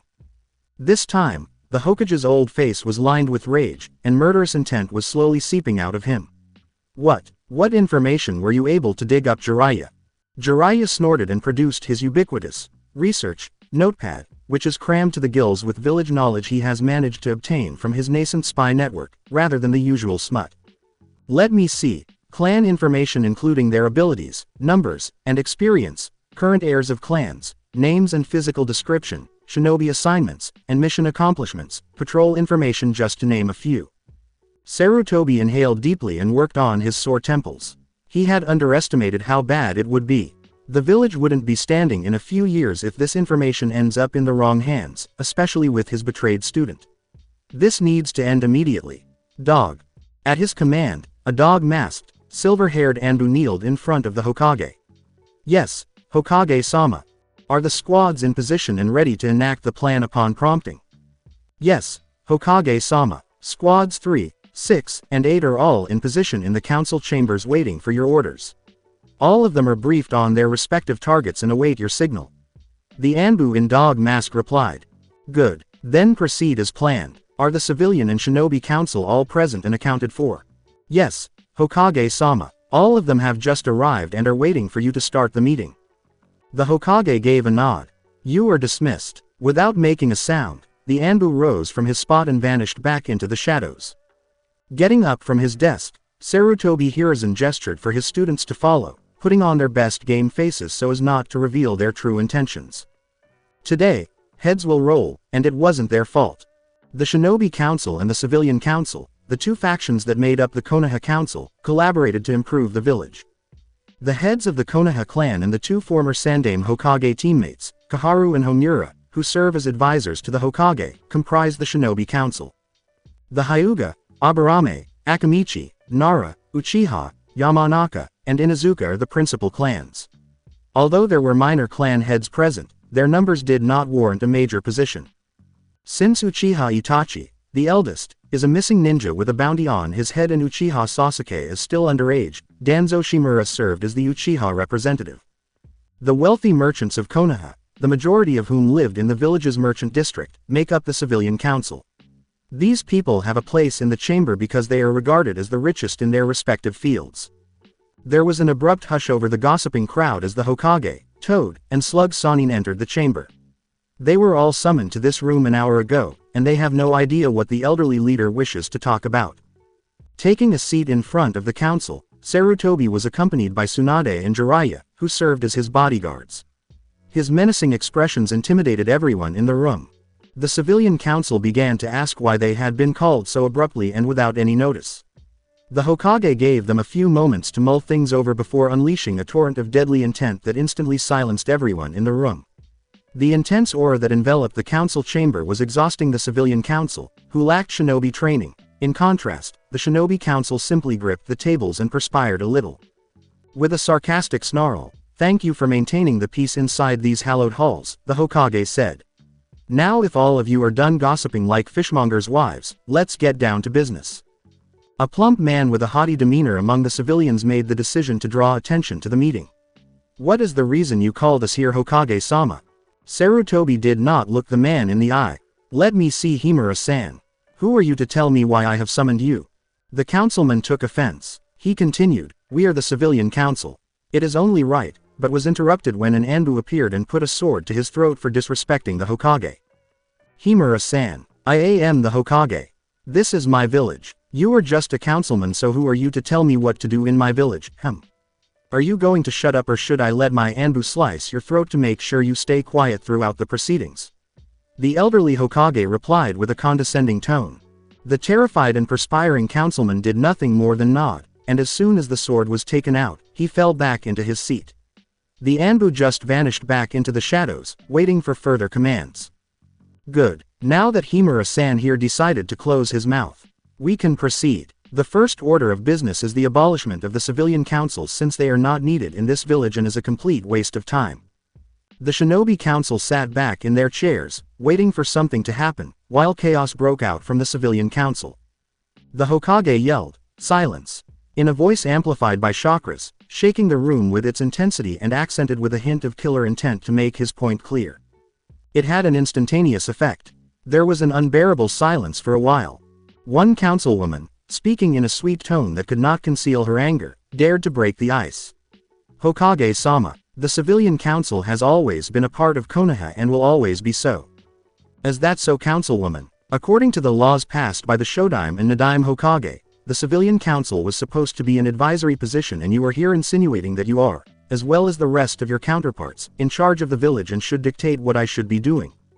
"I think not, councilwoman, so please sit down and shut up, or you will be taking a quick trip to Ibiki and Anko to loosen your tongue," declared the Hokage with a cool, collected voice that made everyone shiver. He went on, seeing that everyone was intimidated by his interpretation of the law. Observing that most of the audience was nodding, he said, "Now all of you should probably be thinking why I abolished the civilian council, correct?" The ANBUs materialized behind their respective quarrels, saying, "The reason is simple. I have implicating evidence that a majority of the civilian council have been doing something behind my back that merits to treason and its subsequent punishment. So Anbu, take them to Anko and Ibiki and inform my two chief interrogators to take care of them without any restrictions."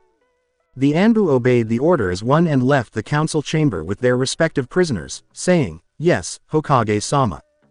The remaining Anbu ushered the remaining civilians out of the room before Jiraiya activated his privacy jutsu to ensure that eavesdroppers are not included in the discussion. Now that the garbage is out of the way, the remaining civilian council shall leave this chamber. What we are about to discuss is not a part of your jurisdiction. All of you will be summoned at a later date to finalize whatever decisions I have with the public advisors. Dismissed. The head of the Inuzuka clan, Sume, got up from his chair and gave her a congrats. To the Hokage's astonished surprise, the remaining members of the Shinobi Council soon followed. The elderly Hokage questioned, "What merits this action, Sume?" The head of the Inuzuka clan smiled broadly at her leader and answered, "Nothing much, Hokage-sama. It seems that the famed professor and god of shinobi have returned to his rightful position and have wrested his control back of the leaf." With a nod, the Hokage motioned for everyone to be quiet. "Now that everything is out of the way, we are going to be discussing some important changes in the village due to information that come to light with the help of Jiraiya's spy network." Each member of the Shinobi Council gave a nod, waiting for the Hokage to share his thoughts with them. "For starters, Kaharu and Homura, your position is no longer yours. I have assigned Jiraiya and Tsunade both as my advisors from now on. You two, however, will be delegated to the Shinobi Academy to enact the changes I want to implement on our future shinobis. It was Kaharu who spoke first, her tone slightly acerbic. Beg your pardon, Hokage-sama, but we have always been your advisors since you and the fourth took the position. Our knowledge and experience cannot be replaced by both Jiraiya and Tsunade. They are still both young. The elderly Hokage grinned. Indeed, but both Tsunade and Jiraiya have experiences that you have lacking. They have experienced the world Kaharu, but you have stayed in the leaf and only in the leaf without any knowledge or information on the outside world. This makes you inadequate in terms of advisors. Both of you have knowledge of history, even I can attest to that, so your position in the Shinobi Academy would be a great boon to the future hopefuls. Hope that is enough explanation to pacify your need for a reason. The reason for Kaharu's and Homura's dismissal astounded them both. They would never be able to dispute that all that was said was true. Sarutobi was accurate about their perception of the outside world, in actuality. They simply nodded in agreement with their new stations and bided their time until the Hokage proceeded. Next we need to discuss is the possibility that some villages might take a sudden interest in Konoha. The Hokage said glumly. The clan leaders all scowled at this topic. This information caught the attention of Konoha's chief strategist, the head of the Nara clan. What do you mean, Hokage-sama? Jiraiya replied to the query in place of the Hokage. I have established a spy network here in the village and I have uncovered some documents wherein the village secrets are being sold to the outside without us knowing about it. Hiyashi Hyuga tightened up. Even after years of coming to terms with the loss, the attempted kidnapping of his daughter and the death of his twin brother as a result remained a painful topic. He asked sharply, what kind of information, Jiraiya-sama? The secrets involved mainly on clan-based information, their numbers and abilities, the village's shinobi forces, mission accomplishment and failures, clan and village patrol info, and more. Those are just the tip of the iceberg. This means that the village has been compromised by the civilian council itself. The Hokage's murderous intent was the only thing that silenced the clan leader's ensuing fury and chaos, which reverberated throughout the sacred corridors. Instead of running around like headless chickens, I am going to be assigning you important orders to counter this problem. I have already taken the first step using Jiraiya's information by taking out the key figures in the council. They are being interrogated by Anko and Ibiki now as we speak, and the secrets they are holding will be on my table hopefully by the end of the week. The Nara clan chief was addressed by the Hokage. Shibi, I want you to come up with a new strategy for the village in case of a sudden invasion. Don't leave a stone unturned. Use any resources we have to boost whatever you need in terms of patrol duty and Konoha's defense. I want Konoha to be on lockdown without the civilian knowing about it. Be discreet. Utilize the Inuzuka, Hyuga, and Aburame shinobis. Use their abilities to set up a defense parameter around Konoha. If someone so much as sneeze outside the walls, I want to know about it. Clear. Nara gave a nod. His sharp strategy mind was already at work, using clan knowledge and skills to smuggle them into his plans and projections for the village's defense. Understood. I will draft a strategy immediately after this meeting and will run it by you tomorrow for approval. Good. Kaharu and Homura, I want you to overhaul the academy. Make sure that the instructors are capable in their respective field. I want to make sure that all the teachings are of equal stature. Train our aspiring genins to be the best. The two former advisors nodded. When they realized how crucial their new position would be for Konoha's future, they sat up straight. Danzo, root program will be reactivated immediately under my command. Your forces will be deployed along with Nara's strategy. You are also tasked to deploy your most talented stealth specialist to other villages to scout if there are any active plots against us. If they have, I want to know about it. Also, I will be allowing you to pick sensitive missions that your root shinobi is capable of. Danzo straightened his seat. The Hokage was speaking now. He had anticipated that his root would be on standby, but now that they are deployed, they will be very helpful. Danzo answered with a hint of excitement, of course, Hokage-sama. I will have the assignments ready for you this afternoon. When the other clan leaders saw it, they regarded the war hawk with fear as it grinned. A Danzo who smiled was a crazy Danzo. The Hokage nodded, looking at Hiyashi after realizing he had subdued the old war hawk under his command. Hiyashi, I want you to designate Tsunade as the teacher for 12 members of your branch family. With so few people qualified to care for our injured, their Byakugan will be of utmost importance to the hospital. I'm hoping you have jurisdiction over this. Knowing that the Hyuga elders were embroiled in internal strife and that they currently lacked information about their elders, the Hokage chose to approach Hiyashi rather than directly request their services. Recognized Hokage-sama, leave the arrangements and decisions to me. Hiyashi replied, already hatching a plan to topple the Elder's current position and ensure that the Hokage's commands are carried out. Chusa, since your clan will be our main line of defense in the event that our defenses are breached, I want you to double train them. The Hokage nodded to the Akamichi clan head. Your bloodline will allow you to protect the walls as well as any large attackers in the village. That's all I believe there is to it for now. In a few months, I'll be calling the council once more to finalize our plans. I look forward to hearing as soon as possible about the execution of your directives. Please feel free to stop by my office if you have any additional questions or concerns that we did not cover during this session. Rejected. The Sandaime Hokage, Hiruzen Sarutobi, has taken back control of Konoha with that final remark, and woe be tidings to those who oppose him. Finding food was Naruto's first priority when he left the Hokage's office. Taking out his wallet, he discovered that, after only 4 days of receiving his allowance, he only had a few hundred ryo left, barely enough to last him through a week. Now, he was down to his final meal. He chose to walk slowly in Ichiraku's direction as he considered his options for dealing with his financial situation. Using his newfound skills to go hunting was his first thought, but there was a problem. He had no idea where or how to go hunting. A frown crossed his face as he considered the only workable solution available to him, getting a job.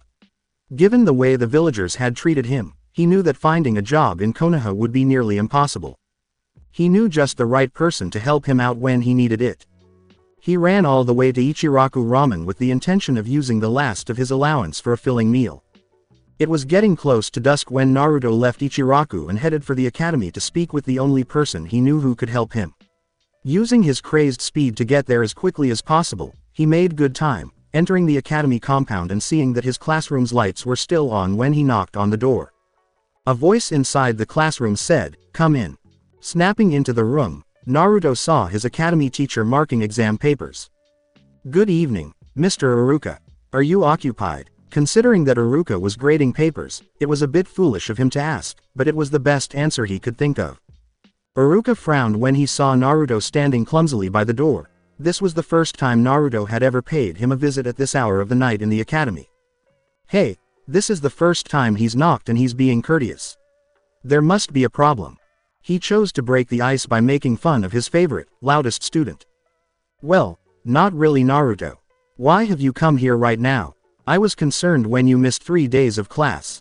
Although he didn't say it aloud, Iruka recognized the changes in Naruto's physique and chose to let him tell him about it rather than pressuring him for answers. Asked, his voice laced with concern for the young blonde. Thinking quickly, Naruto decided to break his promise to the old man just this once because he had run out of options and couldn't justify missing school today due to his new condition. He couldn't tell Iruka about his bloodline, but he also didn't have a good reason to miss class today. Iruka-sensei. I need your assistance regarding something that happened to me this morning." A trembling Naruto uttered, "I was sick, so I skipped your classes, and this is the outcome." Something was definitely off with his favorite blonde, as Iruka began to feel nervous and respectful of Naruto. Alarm bells began to ring in his mind. He stood up from his chair, beckoned Naruto to be quiet, went to the door, locked it, closed all the windows in the classroom so they would have complete privacy while speaking, then beckoned Naruto to sit on one of the chairs in the room and took the chair next to it. "All right, so tell me about Naruto. You avoided any trouble at all, didn't you?" Iruka gently pleaded to help ease the boy's anxiety. Choosing to go all in, Naruto told Iruka everything, from the fever to the results of the doctor's examination. Initially, Iruka was perplexed when Naruto discussed the fever and the physical changes he had upon awakening. He was shocked to learn that Naruto had eaten at Ichiraku and vowed to watch out for any future attempts by the blonde to deceive him into accepting a free meal in order to protect his meager salary. He was shocked to learn about the doctor's examination results. Once again, his most outstanding hyperactive and unpredictable pupil has proven to be a bloodline, and one that can be very strong with the right training. After Naruto concluded his story, he informed him of his food and financial difficulties. "I need to either learn how to hunt in the forest so I can feed myself or find a job so I have enough money to buy food because of everything that happened." Naruto concluded, hands on his lap, head bowed, and desperation in his voice, saying, "I decided to ask you for help because I don't know anyone else to help me and you've been always there for me." The child's voice sounded serious, So Iruka decided to clear the air before trying to help the child with his issues, and was surprised at how respectful and cooperative the arrogant Naruto was being. It seems like he is really in trouble. Why didn't you ask Hokage-sama for assistance, Naruto? Iruka scratched his chin and said, from what I understand, he has always been there to help you and he has the resources to help you with your problems. Naruto whispered, yeah, I thought of that too, but he already did so much for me and I don't want to be a burden anymore, but Iruka could clearly hear him. Naruto wasn't being self-centered for once. Iruka smiled and nodded. Alright, so allow me to clarify. You would need a lot of money just to feed yourself, right? That's your main issue. I have an idea to help you out, but this will take a lot of work on your part, so are you still interested in doing it? Naruto nodded. Even though Naruto has changed, he will always be his hyperactive, knucklehead student, as evidenced by the forceful nod of his head that made Iruka laugh. Alright, Naruto, this is what we're going to accomplish. 2 weeks had passed since Naruto's talk with Iruka, and his sensei had not let him down.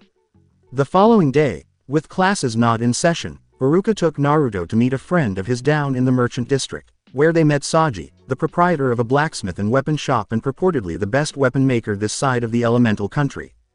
Without going into detail about his ancestry, Iruka was able to explain to Saji the nature of Naruto's financial difficulties, for which the latter was silently grateful. After a quick interview to ascertain the boy's willingness to work hard for good pay, Saji was convinced of the boy's tenacity and got him started right away by showing him around the shop and what's expected of him. Iruka left satisfied, knowing that Naruto was in good hands and that he was sure Naruto will keep his word to work hard. After all, it is his shinobi way. Naruto was content with his stay in Saji's shop. He had a strict schedule because he had to work in the afternoons and attend the academy in the mornings, but he managed to fit everything in because of his increased endurance and stamina. After seeing the boy's strength, it's not every day you see an 8-year-old boy carrying 3 large boxes of kunais with ease, and sweating at the sight, Saji immediately told Naruto to help him out in the smithy doing some of the laborious work since he was getting on in age. The boy had started out as a delivery boy, but Saji eventually upgraded him as his assistant in the smithy. He was never allowed to work on complicated projects like swords and blades, but he was trusted with small projects and orders like kunais, shurikens, and senbons. From that point on, he became Saji's unofficial apprentice in the forge, teaching him the fundamentals of weapon creation, such as taking care of the metal, how to melt them properly and get rid of the impurities, forming metals using molds, sharpening, and polishing the finished product. Additionally, Saji was delighted to have found a dedicated worker in Naruto, so he was more than willing to reward the young man for a job well done with a few bonuses here and there. Since the boy's hard work allowed him to handle all of the orders, Saji didn't lose any money, so the additional funds he gave Naruto were more than worthwhile. However, Naruto was content with his new career. Working with Saji ensured he had enough money for food and clothing, and he was even making his own equipment out of leftover materials from the shop, saving him from having to use the cheap, spare weapons the academy provided. Despite the disadvantage of having to reduce his training because of his afternoon shift at Saji's, Naruto observed that the amount of hard work he was assigned was giving his body a great workout. First of all, his boss put him to the test by asking him to deliver heavy orders to different parts of the village in a set amount of time. Running at full speed while carrying the orders was undoubtedly improving his leg strength and stamina. Because his boss was stubborn and believed that Naruto was too old to be carrying heavy things, he constantly kept Naruto close by in case he needed anything brought over. Naruto laughed at this, but he also strengthened his upper body working with metal and arduously hauling weapons here and there. Naruto was excited for this lesson because he had a dream of creating his own cool weapons after graduating from the academy, but Saji also promised him that he would teach him how to make more complex weapons and equipment once he grew up. He was just too young to start learning how to make complicated weaponry that requires an eye for detail. Nevertheless, Saji did let Naruto read through some of the scrolls on weapons in his workshop to prepare the boy for the future. When Naruto confessed to the old man about telling Iruka and asking for help in finding a job, the old man was happy that Iruka helped the poor boy and was even surprised that the mysterious Saji decided to teach Naruto the craft. Despite Naruto's busy schedule, he also made sure to visit the Hokage during his spare time. The old man was more than happy to accommodate the boy for conversation and some ninja stories or advice. In the end, The Hokage was happy to help the boy after everything the blonde had to go through in his life and gave him his blessings and a note to always come to him if he needs any help in the future. He asked Naruto a lot of questions about his job with Saji, what the shop owner was teaching him, and his pay. The boy's incredible strength caused the Hokage to gasp for air briefly as Naruto gave him a hug. Though the old man was more than happy to give Naruto money for his needs, the Hokage was secretly proud of the boy for taking matters into his own hands. That is, if the old man had bothered to tell him that his allowance came from his parents' personal fund. Still, the boy has his weekly allowance on top of his wage, so he has a small fortune to get by if he really needed to splurge, which the old man doubted. Time skip. Bloodline discovery occurred a year ago. Naruto awoke to the sound of his alarm clock, which he promptly silenced with a well-placed slap. Sighing in the face of the morning sun, Naruto rose from his cozy bed and made his way to the bathroom to begin his daily routine and head to the academy. 1 year has passed since his bloodline came into being, and while he wasn't aware of it at the time, his lifestyle completely changed as a result of his bloodline emerging and his body forcing him to work in order to create his current form. Naruto, who was now the tallest person in his age group at 5 feet 5 inches, was quite strong for his age, though he tended to downplay his strengths because the Hokage had ordered him to keep quiet about them. His body was well muscled from his sweaty grunt work in Saji's shop, which he chose to hide wearing loose clothing since he didn't want to be bothered by annoying fangirls like the Uchiha. He shuddered at the thought of having his own, and he loved the untidy look of his hair. Naruto has also made significant discoveries in the past year, particularly after Kato took him to see Tsunade to check for any additional bloodline alterations. Tsunade concluded that Naruto will cease changing when he reaches puberty, which is estimated to be around the age of 16 or 18. Comprehensive studies reveal that there was another part of Naruto's bloodline that needs to be activated, the ability to transform his body into a wolf and vice versa. This is the revelation of the second DNA strand discovered in Naruto's body. When he heard this, Naruto was ecstatic and started bouncing around, but his excitement was tempered when Tsunade and Kato informed him that they didn't know what the trigger was. They both hypothesized that it would simply show up as a sudden change in behavior, so Naruto was instructed to keep an eye on his emotions in case such changes happened. After taking a shower, Naruto changed into his regular clothes, which included a black loose shirt, dark brown cargo pants, and black heavy boots. Although he was more comfortable wearing sandals, Saji explained that boots are more practical because he works with heavy objects, and a simple sandal would break after a month of heavy use. He then made his usual breakfast of half a dozen eggs, a loaf of bread, and some fruits. His hunger was no longer a concern because he had plenty of money to spare from his work at Saji's. The old man was very generous with his bonuses, which he had never understood why he had so much of them, but it was good for him so he didn't mind. After finishing his breakfast, he headed for the academy at a leisurely pace, not feeling the need to run at full speed because he still had plenty of time. While jogging, he came across Lee, who was also heading to the academy. He hurried up a little to meet the boy with the bowl-cut hair and said hello. "Hey Lee, how you doing?" greeting Naruto, who had not lost a breath during the sprint. "Good morning, Master Naruto. I hope you have a young day, my friend. By any chance, are you attending the academy?"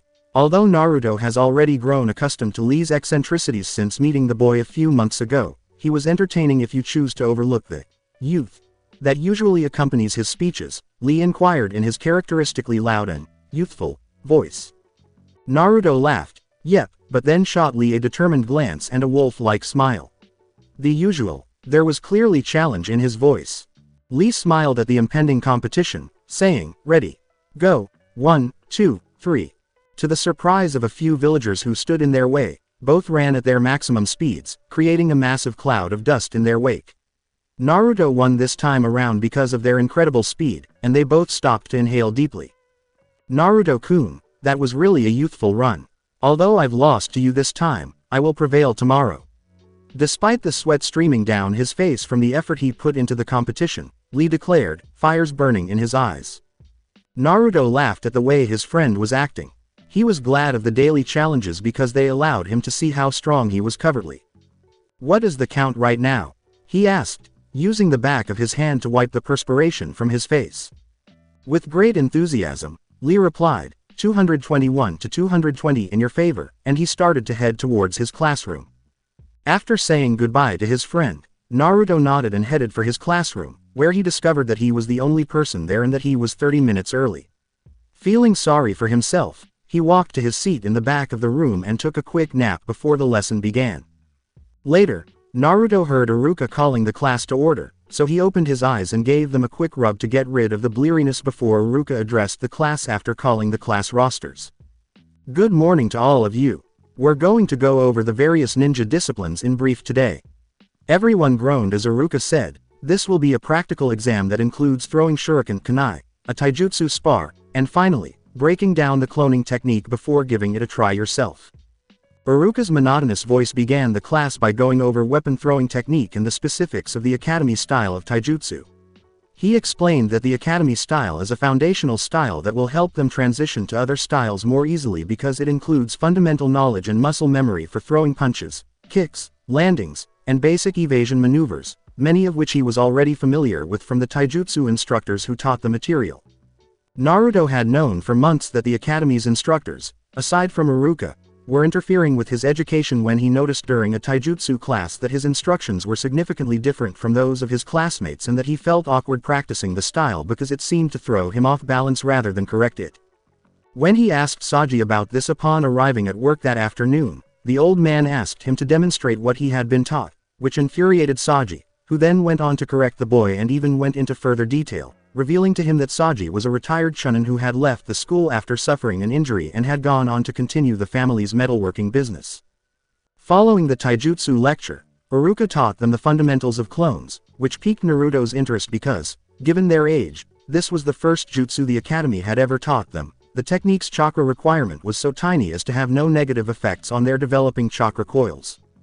After introducing the seals and instructing the class to practice for 10 minutes without using chakra, Iruka explained that the basic clone is creating an exact illusionary copy of yourself and programming it with moves for it to perform. Naruto practiced using the seals and proved to be proficient when their sensei called a halt and asked them to go outside for weapon throwing in a class spar. When they got to the training ground where the dummies are lined up for weapons throwing, Iruka called the class to order. Since he would be the second to last to be called, he continued to lean on a lone tree and watched his classmates. He didn't know if he was lucky or not, but he was told to maintain a grade twice since 2 years ago, which made it possible for him to be in his age group even though he started the academy early when he bullied the Hokage to do so. He laughed at the memory before continuing to observe the class. Aburame Shino, a member of a clan that uses bug control as part of their techniques, was the first to be called. His weapon throwing skills were mediocre at best, scoring a 7/10 on kunai and a 6/10 on shuriken. Following him was Akamichi Choji, the only surviving member of the Akamichi clan, who was known to use jutsu to enlarge his body to enormous proportions, making him an excellent frontline fighter. He scored 4/10 and 5/10, respectively, before returning to the bench and pulling out a bag of chips to begin munching on them, indifferent to his low scores. She received a score of 6/10 on both weapons, which is pretty average but good enough for a civilian. Her one-time crush, Haruno Sakura, is a first-generation aspiring kunoichi in her family which was mostly comprised of merchants. Her parents were wealthy merchants and control large businesses in the village. He used to have a crush on her but lost interest when she started to develop a fanatical obsession to the sole Uchiha survivor. The next to demonstrate her skills was Hyuga Hinata, who, despite belonging to the strict and serious Hyuga clan, comes across as shy and friendly. However, he was perplexed when Hinata began to stammer, blush, and occasionally faint when he was close by. He dismissed it as a quirk of her personality or something. Hinata received scores of 8/10 and 7/10 on her attempts, which were above average in comparison to the others. The canine-like Inuzuka Kiba and his faithful puppy companion, Akamaru, came next, scoring a 7/10 on both weapons. Not bad considering their clan is born with excellent hand-eye coordination and the strength to support it because of their ancestry. The least motivated of their peers, Nara Shikamaru, was called next. Naruto was always perplexed by the Nara because, although he was intelligent and descended from a strong Konoha clan, the boy's lack of willingness to put forth even a small amount of effort left him with a passing grade of 5/10 without even attempting to study. Naruto surmised that the Nara was either concealing his ability or believing that it would be too troublesome to put in some effort. Naruto was studying the habits of the Nara when he heard a cry from the female students. He realized that it was the Uchiha's turn to play and was startled by the loud cheers of his fangirls. His advanced hearing made him wince, and he felt like covering his ears, but he forced himself to keep going because doing so would reveal his abilities. He could never deny the fact that Sasuke was a prodigy, as their instructors loved to point out, but having an attitude is never an excuse. Anyway, he scored 8/10 and 9/10 on both his weapons, which brought a loud cheer from his fan club. In truth, Sasuke also confused the blonde. He was quite friendly when they were kids, but after the massacre of his clan, he became a brooding emo that shoved everyone out of his emotional and physical space. Iruka yelled, "Uzumaki Naruto." Taking a deep breath, Naruto pushed himself off the tree and approached his teacher, accepting the offered weapons, 5 shurikens and 5 kunais, scoring 2 points each for accuracy and force of throw. Because you have to test the weapons you make, Saji taught him the ins and outs of weapon throwing, so he stood in front of the dummy and assumed the stance that Saji had taught him to relax into before throwing a weapon. Naruto was grateful for his work in Saji's workshop because it allowed him to significantly improve his ranged weaponry skills. He threw his weapons one after the other without pausing, earning him a score of 9/10 and 10 out of 10 with ease. Stillness welcomed him. "Naruto, nice work." Iruka complimented the blonde. "It looks you've improved your weapon skills compared to last year's scores," to which the boy gladly returned the smile. At that point, Sasuke's fangirls began to complain in droves that Naruto couldn't possibly outscore their favorite Uchiha. In response, Uchiha stomped over Naruto and asked him why. "Dobi, what did you do?" queried a furious Sasuke. "What?" a bewildered Naruto questioned, ignoring the jab at his prowess. "How did you achieve such a high score? You are not in any way superior to me when it comes to throwing weapons. I spent months training," nearly sent Sasuke into a state of hysteria. When Sasuke called for the Yamanaka heir to throw, Naruto shrugged and watched, but he still answered Sasuke. "For the past year, I have been employed at a weapon shop where Saji-san taught me the art of crafting shurikens, kunais, and senbons. He showed me the proper way to throw, and I've been throwing the weapons I make every day since it's essential to test the weapons we make. I guess that's how I improved," he said in a composed manner, leaving out the part about how Saji also gave him detailed advice on how to get better at throwing stance and accuracy because he knew Sasuke wouldn't appreciate that knowledge. He had no intention of teaching the haughty ass anything if he could avoid it, as most of the time the Uchiha would just demand that he teach him what he knew. Hearing the explanation, Sasuke relaxed and grunted before turning around and returning to his gloom, something Naruto noticed and shrugged at, since he'd discovered a few months ago that the best way to appease the Uchiha ego is to always provide a succinct and straightforward explanation. After all, how can he argue when the consequences are so evident? The Yamanaka heir ended the weapons throwing session with an average score of 5/10 and 7/10. He mentioned in passing that Ino was superior to Sakura before returning his attention to Iruka, who was announcing that the taijutsu spar will begin following a 10-minute break. He was paired with another academy student from a civilian stock, and the taijutsu spar went well for him in the end. He easily sidestepped the attacks and finished the match by getting under the student's guard and landing a punch to the gut that rendered his opponent unconscious. Naruto was very disappointed that they had to practice using their clones in the classroom, but he was determined to get it perfect if it was his last action. After an hour of cloning, all he could manage to create was a sickly, lying on the ground, seemingly out of energy replica of himself. He scowled as the class laughed at him, but he chose to ignore it. He had done all the right things, including giving it chakra, but no matter how hard he tried, he knew why his clones looked that way. He asked Iruka about it, but he had no explanation for it. Naruto failed the class, but he was determined to master the cloning method before he leaves the academy in the future. Senju Tsunade and Hiruzen Sarutobi were staring at the Hokage's crystal ball, which displayed Naruto's class at the academy, nearly every day for 2 main reasons. One was to watch Naruto and his lineage develop in the safe environment of the academy. And 2, observe directly whether the academy's original plan was successful or not by observing the shifts in their performance. Both were observing the scene with curiosity, and they scowled when Naruto was unable to complete the cloning process. You know, with his chakra reserves, Naruto cannot create a simple clone. He simply cannot properly control too much, so even the chakra control exercises he will learn when he becomes a genin will be useless. Though Naruto's level of chakra will require a better chakra control exercise if he got around to asking for help, Tsunade, who has always been interested in the development of Naruto's bloodline, observed, "Hell, I'm not even sure if I can control it at all if I were in his shoes." I concur. I came to the same conclusion. I seem to remember that Kushina also encountered this issue, given the Uzumaki clan's renown for possessing strong and dense chakra. That was one of the explanations for why we now possess the Cage Bunshin. As a gesture of goodwill, she gave it to Konoha when she moved here from Uzu, the Hokage said, inhaling deeply from his preferred pipe and remembering the irascible redhead who was Naruto's mother. Tsunade frowned and turned to face her sensei. Why don't you teach him then? After all, it is his birthright. As far as I can recall, Cage Bunshin is regarded as a fundamental skill in Uzu and was necessary to pass their genin exams prior to the village's destruction. The Hokage agreed and hummed. Given how upset she was about Naruto's ongoing difficulty with the technique, the elderly Hokage said to his former pupil, "True, but I prefer to let Naruto come to me with the problem instead of me just offering it to him.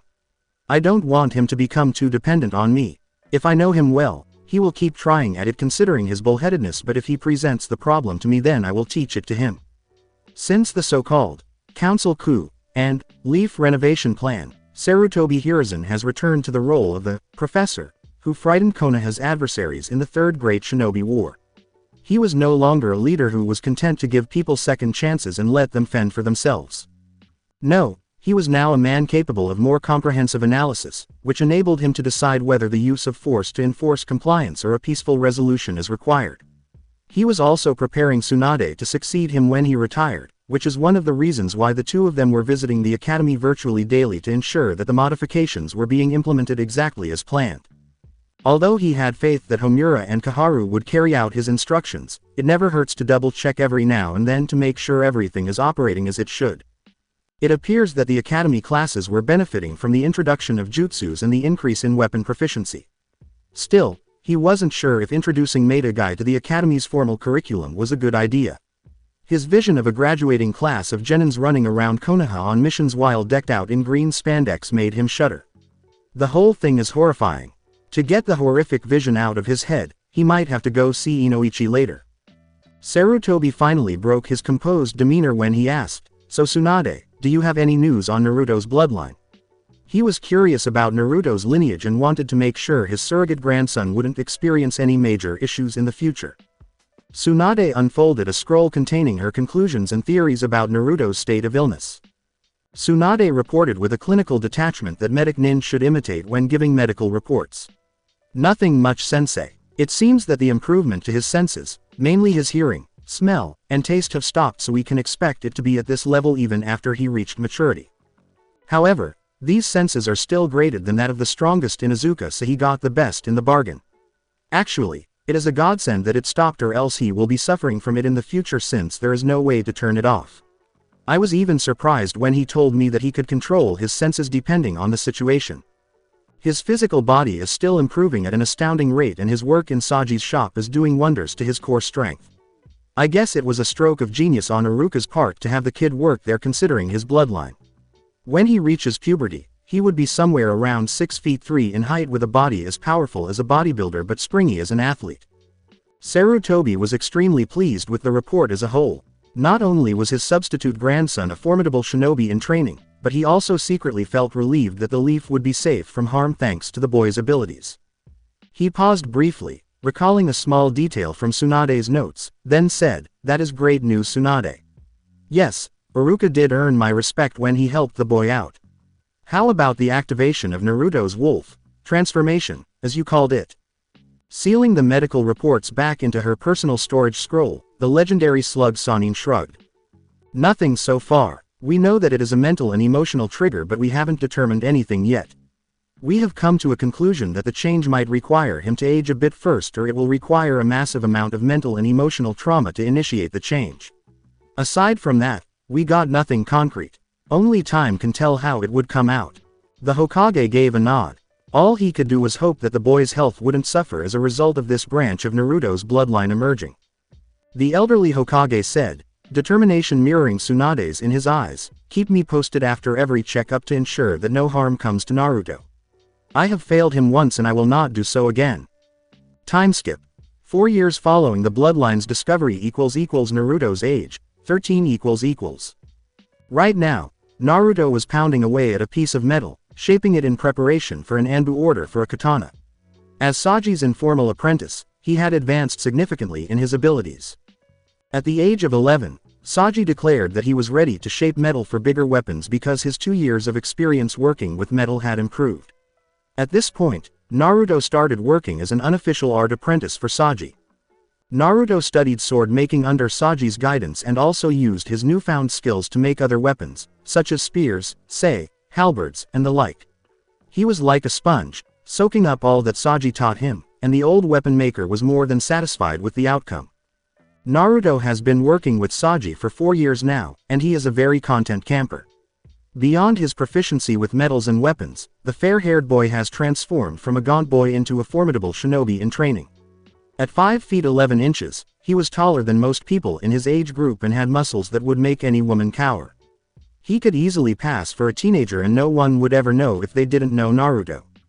While pounding on the scorching metal, Naruto's mind wandered to the different transformations in his life. It seemed as though his subconscious was forming the metal automatically, leaving his conscious mind to its own devices. He was no longer the dead last, as some students used to refer to him, or the academy pariah. He easily moved up the score bracket to finish 4th in the class thanks to his growing proficiency with weapons and taijutsu.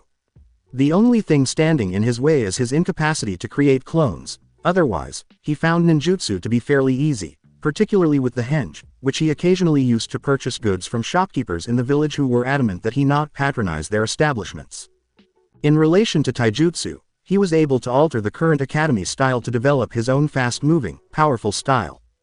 He named it Wolf's Rage, an attack that used his speed and agility to get past his opponent's defenses and deliver strong blows using the foundational academy katas.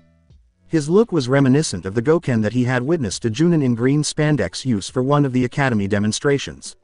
The only thing that set him apart were his erratic and wild movements, which were akin to a wolf's tendency to dart, evade, and strike an enemy. Since Iruka had informed him that the Sharingan could hardly duplicate or predict his new style due to its lack of pattern, he was proud of it. Although it was still a work in progress with promising outcomes, it was far from perfect. Because he made friends with many of the clan heirs in his class, his academy years were also better. When the chubby Akamichi invaded Ichiraku Ramen and challenged him to an eat-a-thon, which he conveniently won thanks to his increased metabolism, he first made friends with Choji and Shikamaru. Since then, the 3 boys have become close friends and occasionally train together, with the exception of Shikamaru, who would much rather lie on the grass and gaze at the clouds than put in the same amount of effort as his 2 friends. He also became friends with Aburame Shino, who was always stoic. They usually cross paths in the forest, where Shino was hunting for new bugs to add to his colony and Naruto was honing his skills in the wild. Naruto was disappointed that the bug user would only speak a few words at a time, so their relationship was more professional. When he utilized his expertise of the forest to identify the locations of the rare bugs, he did gain the respect of the bug user. Unbeknownst to Naruto, this deed made the Aburame clan like him and offered him assistance with anything he needed. All he had to do was ask. To Naruto's amusement, he also befriended the moody Uchiha, though Sasuke prefers to refer to their friendship as rivalry. In their leisure time, they would typically engage in taijutsu-only sparring because Naruto lacked a clan library of jutsus to rely on. They were the best at taijutsu in the academy thanks to their frequent sparring, with Naruto leading the way because of his strength and speed and Sasuke following closely behind because of Naruto's brutal attacks and quick reflexes. Overall, the boys were content with their roles, and their relationship was evident in how well they performed in class. Sasuke treated him as a rival, despite Sasuke's desire to maintain their friendship as a lie. Naruto treated him as a friend. Additionally, all of his academy teachers, aside from Mizuki, improved their opinions of Naruto. The blonde simply ignored the white-haired Chunin's attempts to sabotage Naruto's education, asking Saji for a second opinion on lessons so that he could be corrected before the incorrect lessons became too deeply embedded in his mind. As a result of his apprenticeship with Saji, Naruto's standing in the village also increased. While he was still receiving glares from people when he walked the streets, he noticed that the number of them had decreased. The Konoha shinobi were shocked to hear from Saji that Naruto was the sole creator of their high-quality weapons after they made a comment about them after they were purchased. They now knew who was producing their superior weapons. He clarified that because of his advanced age, Naruto essentially took control of the smithy and only occasionally offered advice and instructions to help him improve his creations. Naruto thought it strange that Saji, who was always laughing like a schoolgirl and spitting blood out of his nose, was watching the store and taking orders while reading an orange book. He was well known in the village thanks to his numerous deliveries. Many people were initially intrigued to see the fast-moving blonde hauling bulky packages to and from the village's various locations. Over time, though, they managed to piece together that Naruto was working as Saji's apprentice in order to support himself while attending the academy. Some of the villagers began to appreciate his labors and conveniently forgot about the burdens he carried within. Who were they to argue with, after all, if the Honorable Saji was fond of the boy? He was also getting along well with his new physicians, Shizune, her assistant, and Tsunade. To be sure, he was initially taken aback to learn that Kato had sent him to the legendary Sannin for his examination, and he struggled to believe that someone as well-known as him was worried about his well-being. He was awkward at first, but he gradually warmed up to them both and treated them like family, treating Tsunade like a crazy aunt who practically destroyed the office when Naruto made an inadvertent remark about her age. Shizune was treated like a devoted sister. He vowed never to make the same error again.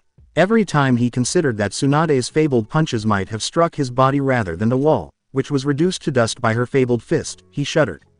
He was aware that regardless of his ancestry, his body had no chance of survival. Naruto's upgraded apartment is just one more achievement.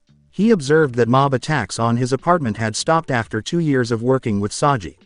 Though he trained himself to ignore them for years after being kicked out of the orphanage and facing their hatred for years, he was unaware that the villagers were slowly coming to accept him.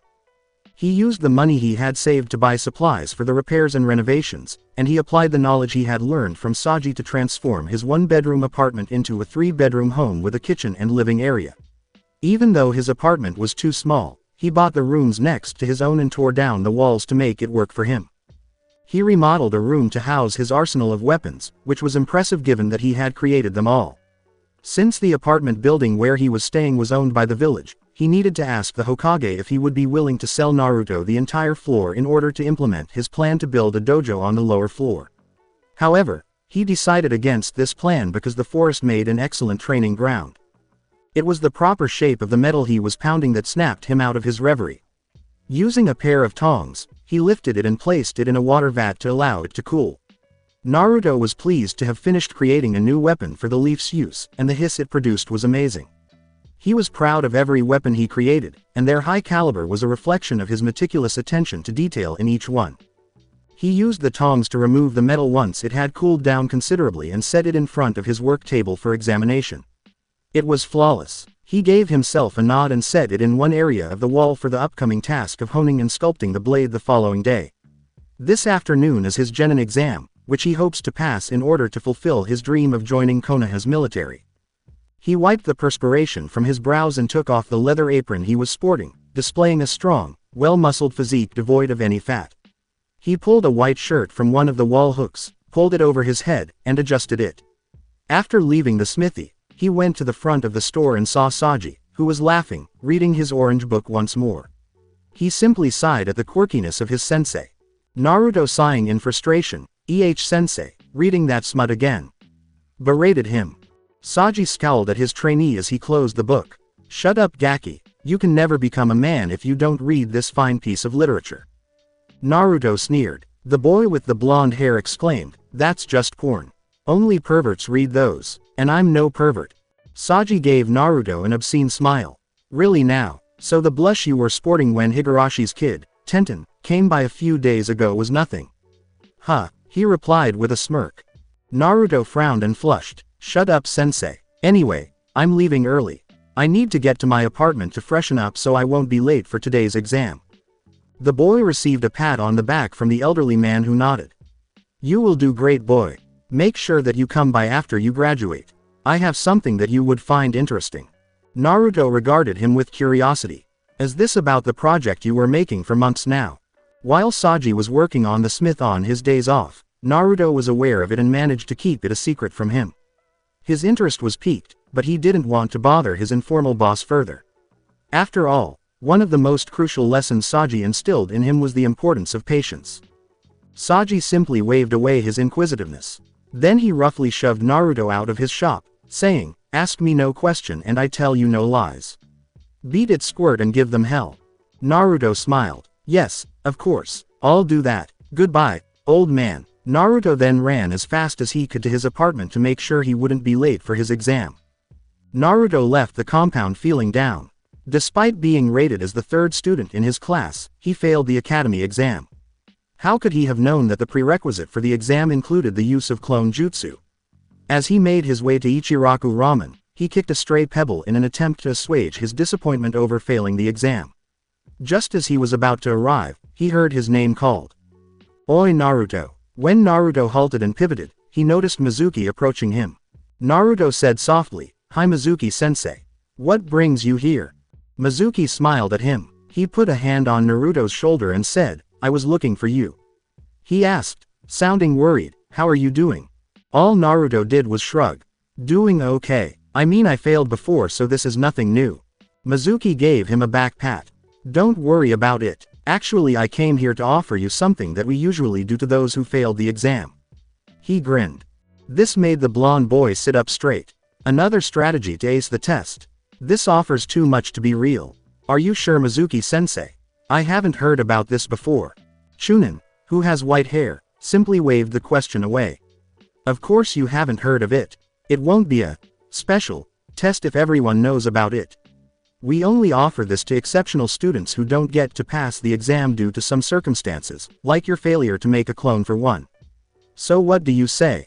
Are you interested?" Naruto happily nodded. He's been given another chance to pass the test, and who was he to pass up such a chance? With great excitement, Naruto asked, "So what do I need to do, Mizuki-sensei?" Completely missing the sly glance Mizuki was giving him.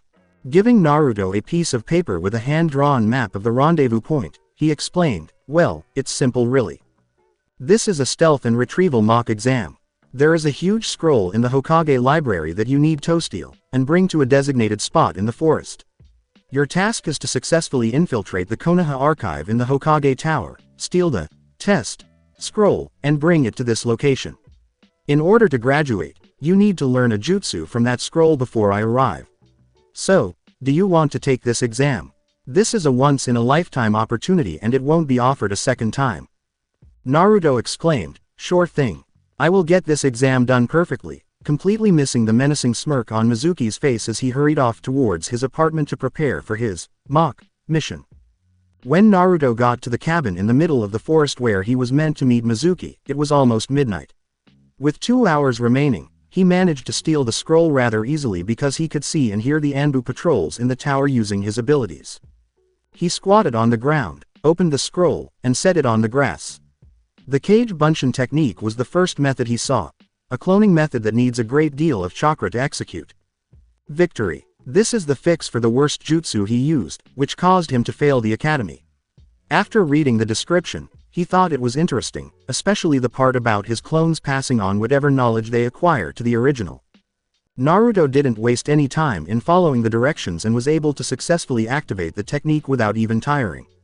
After driving the clones away, he used the additional time to investigate more of the scroll's capabilities. "Let me see. I got the Cage Bunshin down so that is enough for me to pass Mizuki-sensei's test, so let's see what else this scroll has. Hiraishin. Fourth Hokage's priced jutsu, not too complicated." He kept rolling the scroll. "Forbidden sealing methods, nope. I have no knowledge on seals and these are too complicated. Let me see, what's this? Legendary summoning, huh? Now that sounds interesting." He went through the material. Fabled summoning. The legendary summoning extends beyond the typical summoning animals, in contrast to other summoning contracts. The Shodai Hokage attempted to use the technique first, but one of the creatures he was able to summon tested him, and he failed. With the exception of the fact that it takes a significant amount of chakra to even connect to the person you were supposed to summon, this technique has no known drawbacks. It should be noted that using this kind of summoning method will use up your chakra in order to call forth the animal that is most appropriate for you. Take caution. When using this technique, many shinobi have perished because they were completely depleted of chakra while making contact with their summoning animal. Just 3 people, Jiraiya of the toads, Orochimaru of the snake, and Tsunade of the slugs, have managed to do this. Hiruzen Sarutobi, Hokage Sandame, keeper and protector of the contract for summoning monkeys. Naruto was shocked by what he had found. Thus, this is how the ability to call upon animals came about. If his theory was correct, he could accomplish this with ease given the amount of chakra at his disposal. After all, Having his own summon animal was kind of cool. Just as Naruto was about to give the technique a try, Iruka materialized in front of him, wearing a furious scowl. Naruto, what have you done? Why did you steal the forbidden scroll? Iruka yelled. Naruto merely shot him a bewildered glance. Huh, what do you mean, Iruka-sensei? Weren't you here to check up on me and to test me what technique I learned from the scroll so I can pass the special exam? It was Iruka's turn to look perplexed. Iruka cried out, what special exam? I haven't heard of any special exam. Excited to show Iruka what he had learned, Naruto said, what? Mizuki-sensei told me that there is a special exam offered by the academy. He told me to steal this scroll, learn a technique from it in order to pass, and he will meet with me to test me afterwards. Iruka was anything but a moron. It appears from Naruto's revelation that the blonde was unaware that Mizuki had deceived him into taking the scroll. Just as he turned to face the blonde, a sudden hail of shurikens shot out of the darkness of the forest in their direction. Seeing no other choice, he shoved the scroll and Naruto away from him, taking multiple hits in the process. Fortunately, not one of them was fatal. He collapsed on a branch and sneered at his bleeding co-teacher. It was unfortunate of you to find out, Iruka. If you just stayed in the academy, then you would have lived to see another day. Mizuki said. Iruka scowled at Mizuki after groaning and tugging at a shuriken stuck in his shoulder. Mizuki, you traitor. How could you trick Naruto to steal the scroll? You're committing treason. Mizuki spit out, clearly hateful of the boy witnessing the scene, yada yada yada. Is that all you have to say, Iruka? I thought better of you. Besides, who would care if I tricked the boy? He is nothing more than a demon. With bewilderment and rage in his eyes from the attack on Iruka, Naruto turned to face Mizuki. He growled, what are you doing, Mizuki-sensei? Mizuki gave a sneer, shut up, demon. Why don't you just give me the scroll and let me kill you before I go on my merry way? Positioning himself between the two, Iruka pulled a kunai from his pouch, taking a defensive stance and giving Mizuki a scowl. Iruka, getting ready to attack Mizuki as a ruse to give Naruto time to get to the village and get help, gave Naruto the order, Naruto, get away from here. Protect the scroll and run. As Naruto turned to walk away, Mizuki's next words caused him to halt. He started his plan to keep the boy rooted to the spot so he could take the scroll later after he dealt with Iruka, asking, do you want to know why everyone hated you, Naruto? Why everyone in the village keeps calling you a demon? Iruka was astounded by Mizuki's words. This was a secret that could get you killed. Mizuki, don't. The Hokage forbade us to even mention that. Iruka, what does it matter? I'm leaving the village anyway. Besides, don't you think it's only fitting to let the boy know before I kill him? Mizuki asked, grinning evilly, clearly pleased with his well-laid plan. Naruto was perplexed. What on earth were they discussing? A bewildered Naruto questioned, Iruka-sensei. What is Mizuki talking about? Mizuki got there first, answering Iruka before he could. With a look of perplexity on his face, Naruto nodded. Oh ho, you want to know, bad boy. You remembered the Kyuubi, don't you? The one that attacked the village 13 years ago. Good, you see, the Yondaime didn't kill the Kyuubi. He sealed it. Iruka yelled, Mizuki, no, in a desperate attempt to stop the revelation. He even threw a kunai at Mizuki, but the traitor just stepped aside before continuing. Mizuki concluded with an evil cackle, seeing the look of shock on the boy's face. Shut up, Iruka. Where was I? Oh yes, he sealed it in a boy that was also born the night the demon attacked. Guess what? You were the boy that he sealed the Kyuubi into. You were a demon. You were the Kyuubi no Yoko. At the revelation, Naruto froze. He recalled all the instances in which the villagers had attacked him, calling him a demon brat and a fox demon each time they had given him a punch or a kick. He also recalled the villagers' glare when he went by. It was all clear now. Why did the villagers despise him?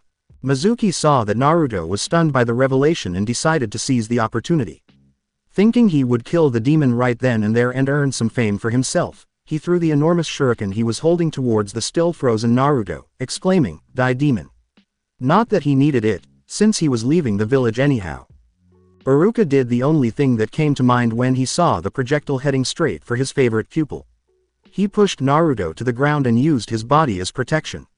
A powerful, stifling noise reverberated throughout the classroom as one of the shuriken's blades became lodged in Iruka's back.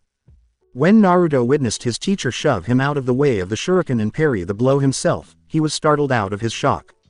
He turned to see Iruka's figure encircling him, his mouth hanging open and dripping blood. Iruka slurred, coughing up some blood that splashed onto Naruto's face. "Are you okay, Naruto?" she asked. A startled Naruto blurted, "Iruka-sensei. Why did you save me? I'm a demon, I should die." Iruka smiled at Naruto and slowly shook his head. "Why you aren't the demon? I should know since I watched you grow to a fine man." "You are," Iruka said, clearing his throat once more as more blood began to trickle from the injuries he sustained in the attack. Spat Mizuki, glaring at the two on the ground below him. "Oh, shut up, Iruka. You hate the fox more than I do." "Yes, I do detest the fox," Iruka said. After learning this, Naruto froze. But Naruto is not the fox. He is my beloved student, who I would protect with my life. Mizuki gave a sneer. He was about to unleash his second shuriken when an earth-shattering punch struck his face, sending him sprawling to the ground with a sickening crunch. "So be it. Then die, Iruka," he exclaimed. After gathering his courage, he managed to pull himself up and saw Naruto standing between him and the prostatic Iruka, glaring at him with a cold, ferocious look in his eyes. Naruto said in a chilly voice that made Mizuki shudder, "You will not hurt Iruka-sensei. If you touch him again, I'll return the pain 1,000 times over." Mizuki snorted, got up from the floor, and took a kunai out of his pouch. "Give it a try, demon. You're no match against me. What can an academy drop out due to a seasoned chunin like me?" Naruto simply gave the man who had injured his beloved sensei a fierce glare. He yelled and made a modified cross-ram seal in front of him. This Kage Bunshin no Jutsu. Hundreds of Naruto clones could be seen glaring at the traitor as the smoke cleared from the clearing. The blonde gave Mizuki a startled look, then smiled and yelled, "Okay boys, make him feel pain like never before." A thunderous, "Yes boss," reverberated across the clearing, and all of the clone army surrounded the stunned Mizuki, giving him a severe beating. To check up on his beloved teacher who had nearly saved his life, Naruto strolled back to Iruka. "Iruka-sensei, are you okay? I should bring you to the hospital. You're bleeding very badly." Iruka was taken aback when he witnessed Naruto use hundreds of clones to absolutely destroy Mizuki. Clone shadows. He observed Mizuki's beating for a short while before the hundreds of clones vanished, exposing a battered Mizuki in the center of the clearing. He heard Naruto ask him if he was alright and saw his cherished pupil's worried yet smiling face. "Indeed, Naruto, I'm alright. Nice work on defeating Mizuki," he said, taking 2 pills out of his pouch, chakra and blood replenishing pills. "I directed all of my chakra toward the wound to seal it when you attacked Mizuki." Iruka saw the curious expression on Naruto's face and said, "I need to replenish my chakra since I drained it all to close it up." "Hey," Naruto admitted, embarrassing himself by scratching the back of his head. "I didn't know that. Anyway, let's go return the scroll to the Hokage. Watch out." Iruka laughed. He heard Mizuki's distinct metallic clink and shoved Naruto aside, only to be struck in the chest by a kunai. Iruka yelled, and Naruto was savagely pushed aside, only to see a kunai stuck on his sensei's chest when he turned to face him again. Naruto turned red, seeing Iruka's stunned expression and the kunai on his chest, and was filled with both anger and fear for Iruka's well-being, angry at the attack on one of his most valued allies, while swerving his head and glaring at a bleeding Mizuki with a victorious expression on his face.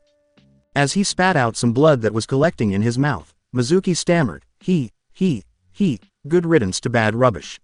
When he saw Naruto, he stopped talking. The blonde boy was blushing, rage bubbling through his blood, heat spreading through his body as if his veins were on fire, a torrent of energy erupting from his body that he could not quite put his finger on, rage kindling something inside of him that would scare the living hell out of Mizuki forever. A wave of energy emanated from Naruto as he howled again, his body in pain under the throes of another change.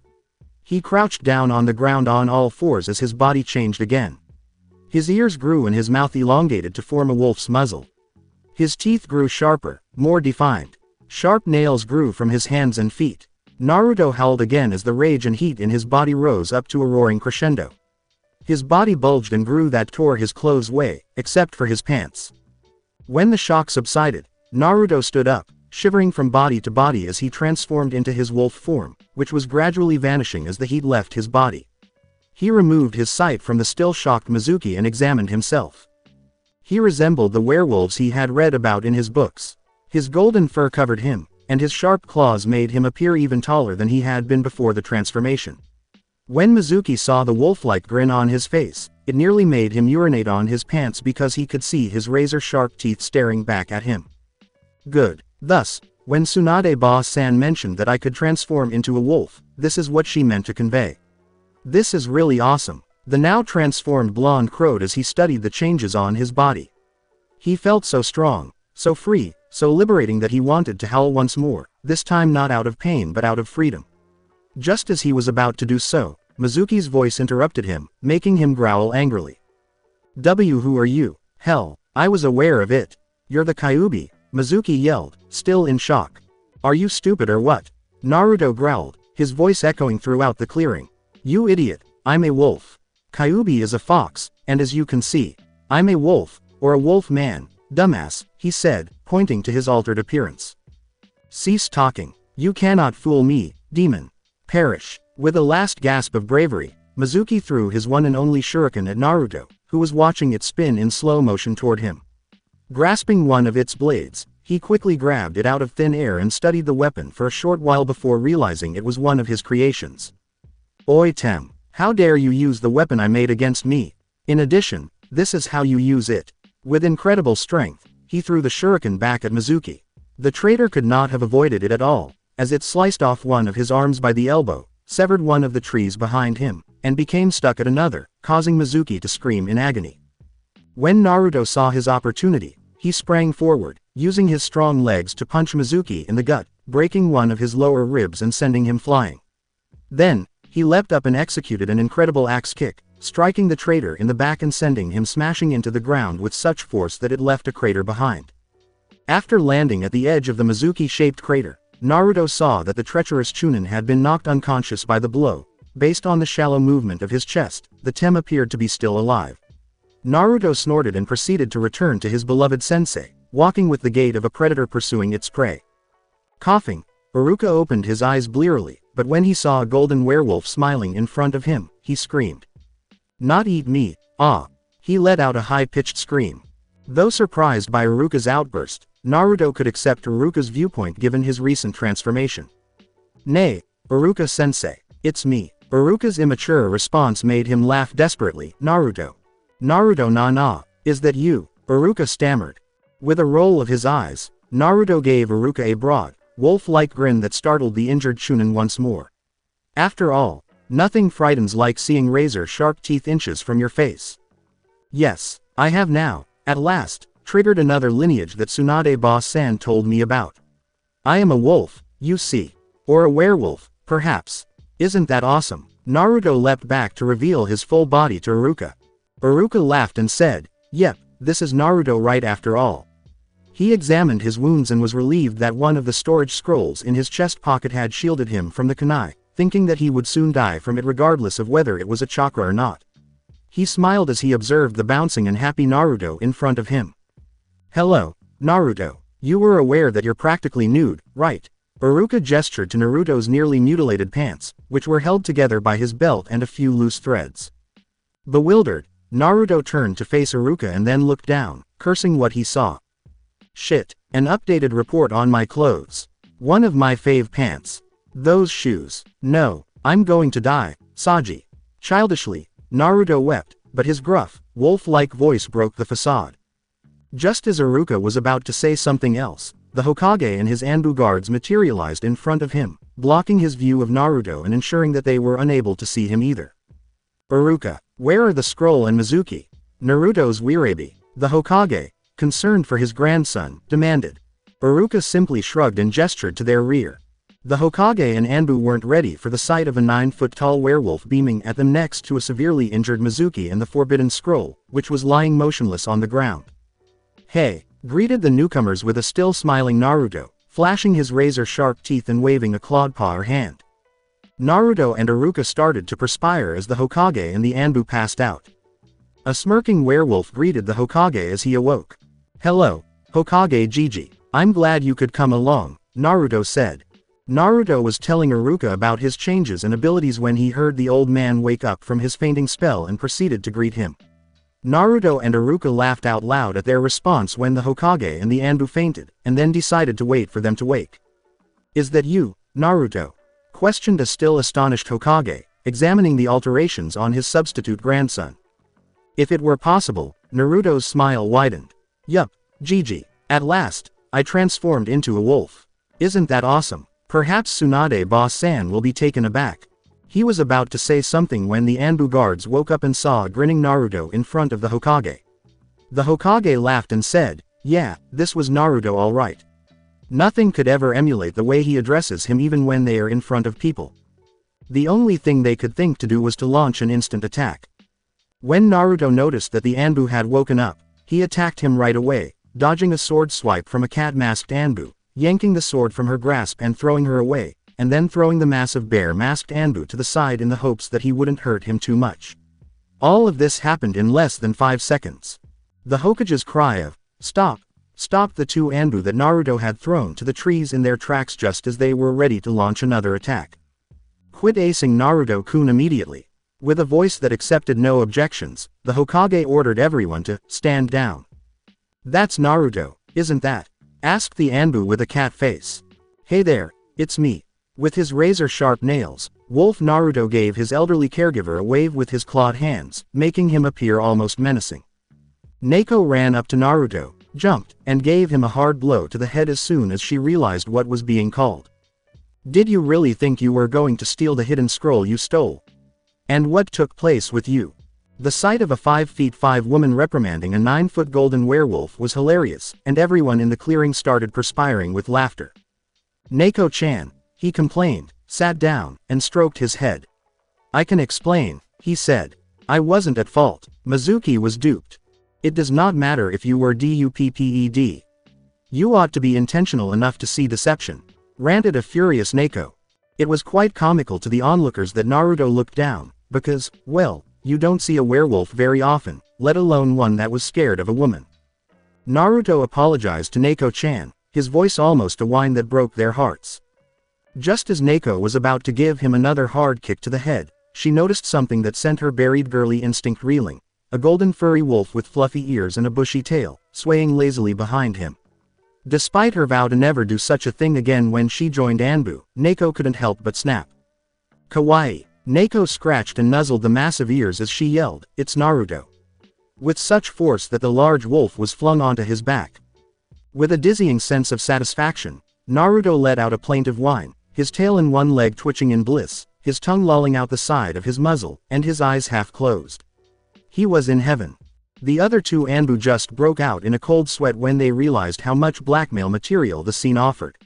Iruka and the Hokage quickly pulled out a camera from somewhere and snapped several pictures of the unaware couple before hiding it once more. The Hokage, eager to end the evening, gave off a loud cough that attracted everyone's attention. All right, well, that's resolved now. Please take Iruka to the hospital. Bear. Eagle, please go get Tsunade and let me know when she needs to get in my office. Tell her it's about Naruto, and she'll realize how serious this is. The old leader responded, everything you see here is an S-class secret and must not be released to the public without my express permission. This made Naruto and Kat cry, but the old leader merely ignored them. Is that understood correctly? Bear grabbed Iruka and Shunshin Ed to the hospital, leaving Naruto, Neiko, and the other Anbu with the Hokage. Now let's go to my office for debriefing, the ANBUs and Iruka shouted in agreement. Naruto's condition made their trip to the Hokage's office take a while. Initially, they attempted to use Shunshin, but it was unsuccessful because Naruto was simply too large and heavy to do so, and it takes a lot of chakra to accomplish such a feat. After all, the Hokage Tower was in the middle of the crowded village, so hiding a 9-foot-tall golden werewolf was definitely beyond their abilities even if it was past midnight since there were shinobis patrolling. Instead, the Hokage and Neiko, who had been left in the clearing with Naruto, decided to teach Naruto the body flicker technique, Shunshin, so they can return to the office without having to reveal Naruto's recent changes to the public. Naruto needed some practice before he could master the technique well enough to travel long distances, and it took him an hour to get it down. To the dismay of the Hokage, they had to wait an additional hour for Naruto to continuously make appearances throughout the clearing before they could reach their target. However, they thought it was funny that Naruto's bloodline made the body flicker technique unique. The abrupt transfer left some of Naruto's golden fur behind in place of the customary smoke and leaves. Much to his friend's amusement, Naruto examined himself after popping a few times in the clearing until he was satisfied that his molting had not left him completely nude. Naruto merely snorted, ignoring the two's giggling. Upon reaching the office, the Hokage instructed Neiko to stand watch outside as they bided their time until Tsunade arrived. Before departing, Neiko gave Naruto a final embrace and a few happy scratches behind his ears, which caused him to squeal.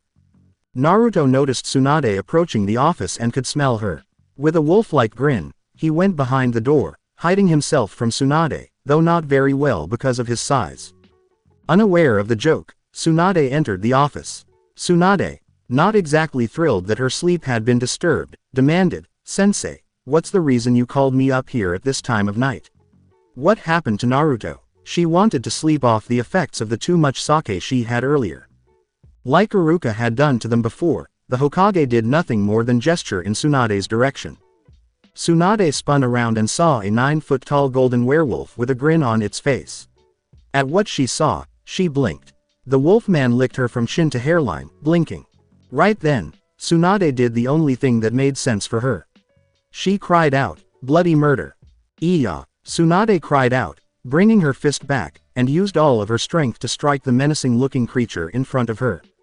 To everyone's surprise in the room, the wolf simply lifted his hand and used the palm of it to block Tsunade's super punch. The Hokage and Tsunade were both taken aback by the wolf's apparent lack of reaction to the small shockwave that resulted from the punch. Naruto cried out in protest, "Tsunade ba-san. That hurt." He released his fist and waved his numb hand, hoping the numbness would go away. Tsunade simply gave him a shocked, amazed, and angry look. "Naruto, don't you dare scare me like that. I could have killed you with that punch," she exclaimed, realizing her previous statement. "How in the world did you block my punch? That should have destroyed your hand." Naruto could feel that his hand was healing even though he kept complaining and waving it, hoping the numbness would go away. All that pleased him was that the punch had not broken any bones. He answered, "Don't know. I just reacted. My hand just went up on its own and caught it when I saw your fist approaching me," before complaining once more. With his ears drooping, he said in a pained voice, "And it hurts too." Tsunade was now guilty of harming her beloved patient before tending to the hand injury. The bones had not even been broken by the force of her attack, and she found that it was healing at an incredible rate already. Tsunade, running a diagnostic technique over the hand to examine as much as she could to add to her report on Naruto's bloodline, exclaimed in amazement, "Amazing. It's almost healed and not a single one of your bones and muscles were damaged. In fact, it seems like your nerves just got damaged a bit due to the punch." Seeing that the joke was a hit, the Hokage made the decision to begin the conversation. "Now that you're here, let's get started. Naruto, why don't you start by telling us what happened this evening?" With a nod, Naruto advanced ahead of the Hokage. When he realized the offered chair was too small for him, he simply took it away by lifting it up by its arms with one hand, setting it aside, and then flopped down in front of the elderly man, causing the room to tremble a little. The incredible strength that the blonde so casually displayed as if it were nothing amazed Tsunade and the Hokage. "Let me see, it all started when I failed the academy exam again." Naruto continued by telling them what had transpired. The offer Mizuki made him to pass the exam. The way he stole the scroll without the ANBUs knowing about it, which caused the Hokage to twitch and Naruto to smile sheepishly, discovering the Kage Bushin and the legendary summon technique, which caused the older people in the room to raise an eyebrow, the realization that he had a Kyuubi inside of him, which made Saruto wince when Naruto glared at him, and the way he let Mizuki go. After the story came to an end, Sarutobi sighed deeply and made the decision to inform Naruto about the Kyuubi. "Naruto, before you glare at me for keeping the Kyuubi a secret from you, you have to understand that you were too young to know about it, and besides, knowing you, you would have shouted it off the rafters that would practically bring out every villagers down your throat. I made sure that the Anbu protected you from the mobs when you got out of the orphanage, and you knowing and talking about the Kyuubi would only makes things worse. Besides, I plan to tell you about the Kyuubi anyway when you became a genin, since that would allow me to protect you easily, since that would put you under my command," explained a sleepy Sarutobi. Silently, Naruto listened to the elderly man's explanation. He did, in fact, get the old man's point of view. He was spot on when it came to his attitude. If he had known the truth, he would have shown it off to all the villagers in an effort to get even. With a sigh, he smiled like a wolf, informing the Hokage that everything was fine without using words. I understand, Hokage Gigi. You were right. I wasn't equipped to handle that information if you consider how loudmouthed I was before my bloodline activated for the first time. Naruto took a breath. So does this mean that you know my parents as well? The blonde noticed that Tsunade and Sarutobi both stiffened at the question. Sarutobi sighed with exhaustion. Just as Naruto was about to say something, he raised his hand and said, "Yes, Naruto. I do know your parents. But I can't tell you yet because your parents told me that you are not to be told until you are Chunin or you have the necessary skills to protect yourself. Your parents were powerful shinobis and they have attracted a lot of enemies during their time in the Leaf. If they accidentally learn about your identity as their son, then you will be swamped with assassination attempts that not even your bloodline can protect you. So please, Naruto, for now, let this old man keep this secret for a while longer. I just want to keep you safe." With a growl so loud the window glass trembled, Naruto let out. With a sigh, he let out a pitying moan. Seeing the Hokage smile and nod appreciatively, he replied, "Fine, Gigi. But you promised to tell me when I'm stronger, right? Okay, Gigi, I'll hold you to it. So what now? Now, I want Tsunade here to give you a thorough checkup to see what has changed when you transform to your wolf form. I want to make sure that nothing will cause serious problems later. Also, I want to know if this is a permanent transformation or not so I can make the necessary arrangements just in case." With a nod from Naruto, Tsunade used her diagnostic method, causing an aura to appear green on both of her hands. Naruto blushed as a result of her hands being in different places on his body, including the spot where his little wolf was supposed to be. He didn't turn red, but the rising of his fur was unmistakably the sign of blushing for someone like him. Tsunade prodded and scanned the wolf for nearly 30 minutes before discontinuing the procedure. "So, Tsunade boss-san, what's the verdict?" inquired an embarrassed Naruto, who was still considering Tsunade's hand's proximity to his little wolf. Before revealing the full outcome of the examination, Tsunade gave him a hard tap on the head for the title. "From what I gathered after I diagnosed his body, there is nothing wrong with Naruto when he is in this form. Yes, this is only a temporary form. From what I checked, the DNA strand that contained the wolf transformation gene is still separate, but it seems to be dominant this time around considering the amount of chakra it's been releasing. Before, the human gene was releasing chakra, so I guess that the wolf gene was dormant. Anyway, it seems that Naruto got a boost in all of his abilities. His Dujutsu seems to be activated without requiring him to consciously do so. His strength is 10 times more when he was human, which gives testimony to how he was able to block my punch without any obvious damage. His muscle and bone density tripled, so I guess his speed also went up a notch. From what you told me how he threw those ANBUs around like a rag doll, that doesn't require any explanation. His chakra network also expanded after the change, so he is holding 3 times the amount of chakra he has to fit his body size."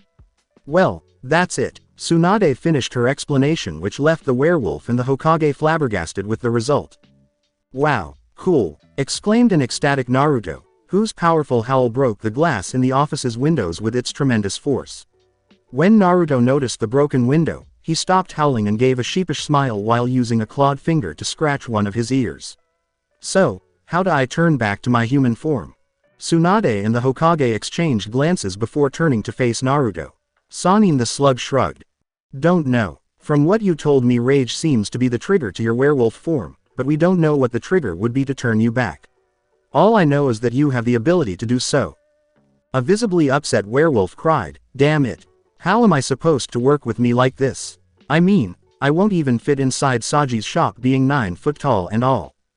Just as the Hokage opened his mouth to speak, a furious Inuzuka clan head threw open the door to his office. "Hokage-sama." The howl earlier made them. "Something is wrong with my dogs." She stopped shouting when she noticed a big wolfman with golden fur staring at her, accompanied by a shocked Tsunade and a sighing Hokage. Kuromaru, her partner, was complaining behind her as she pointed at the wolfman and exclaimed, "What in the world is that?" The Hokage let out a sigh. "It's going to be an exhausting evening. Let me clarify, Naruto," Tsume said, gesturing to a clearly sleeping Naruto in his wolf form in one corner of the room, his tail and ears twitching occasionally, has a bloodline similar to that of a wolf that allowed him to turn into that. She then took a deep breath. Naruto again snorted in his sleep, unaware of his surroundings, which granted him unbelievable strength, speed, and agility with senses that surpassed those in my clan. Did I leave anything out? The Hokage merely gave a headshake. Nope, you got it all. Now, this is an S-class secret temporarily before we can discover what Naruto can really do. Once we have a complete readout of all of his abilities, then we can release it to the public. I am thinking of making Naruto as a clan head despite his age, since it is one of the laws that the Shodaime enacted when he formed the village. Those who have a bloodline are automatically clan heads. Everyone fell silent as their own thoughts took over. Tsunade was thinking about Naruto's lineage, the Hokage was considering ways to better Naruto's way of life in the village, and Tsun was thinking about the discovery of an alpha wolf in the village. This alpha wolf is clearly much superior to both her and her dog companion, Kuromaru, which made her and Kuromaru uneasy because they felt instinctively that they should just submit to the golden-haired wolf dozing in the corner. They were startled awake by a loud grunt from the werewolf that slept in the corner. Tsunade gave Naruto a hard headshake because she didn't like being startled in that way. Naruto let out a cry as soon as he awoke. Naruto, who was obviously irritated, cried out, "What did you do that for, Tsunade boss-san? Can't you see I was sleeping?" Tsunade scowled and glared at the wolfman. She turned to face an obviously amused Hokage, saying, "It's about time you woke up, Gaki. We have to find out where we can hide you till you change back to your human form. Sensei, where is Jiraiya? He should be here." After giving it some thought, the Hokage removed his crystal ball. He proceeded to activate his spying technique after creating a few seals. He was looking at one of the village's hotels when he noticed Jiraiya stretched out on his bed. He is sleeping at the moment in the Leaf's Embrace, a hotel in the entertainment district. "Do you want me to order an Anbu to get him?" Tsunade paused to consider, then smiled. She turned to face Naruto, giving him a speculative leer that made the blonde werewolf uneasy. "Nope, I'll do it myself. Gaki, I want you to go to Training Ground 44 and wait for us there." The Hokage frowned as soon as he turned to face Tsunade. Training Ground 44, why in the world would you want Naruto to go there? The place is dangerous. There are wild animals in that forest that could hurt him.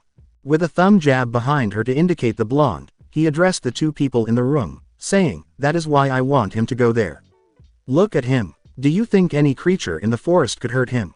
Soon, Kuromaru, and the Hokage turned to face the blonde werewolf who was sitting motionless on the floor in a corner of the room, his tail waving and his ears twitching. He grinned like a wolf, showing off his razor-sharp teeth, which made the Inuzuka matriarch and his canine companion wince. This was when he realized how much attention he was receiving. The Hokage let out a sigh. "Good point. Naruto, do you know where Training Ground 44 is?" asked he. Naruto gave a grumpy nod. "Is that where the crazy snake lady trains?" When Sarutobi saw the clear allusion to Mitarashi Anko, she started to sweat. "Yes, can you go there now and wait for us there while we go and get Jiraiya?" Naruto said, Sure. He then nodded and vanished from the office, scattering some golden fur around his position. Kuromaru spoke when the final fur dropped to the ground, while everyone else remained silent and gazed at the floating fur. "You know, if he does that all the time, then he will definitely be bald in the future." The remark made the others start to perspire. When Tsunade got to the Leaf's Embrace, she asked the front desk employee which room Jiraiya was in. Once she received a reply, she stormed into the pervert's room and kicked the door off its hinges with her foot. As she walked in, she discovered that Jiraiya was still asleep and had not been awakened by the sound of the door breaking.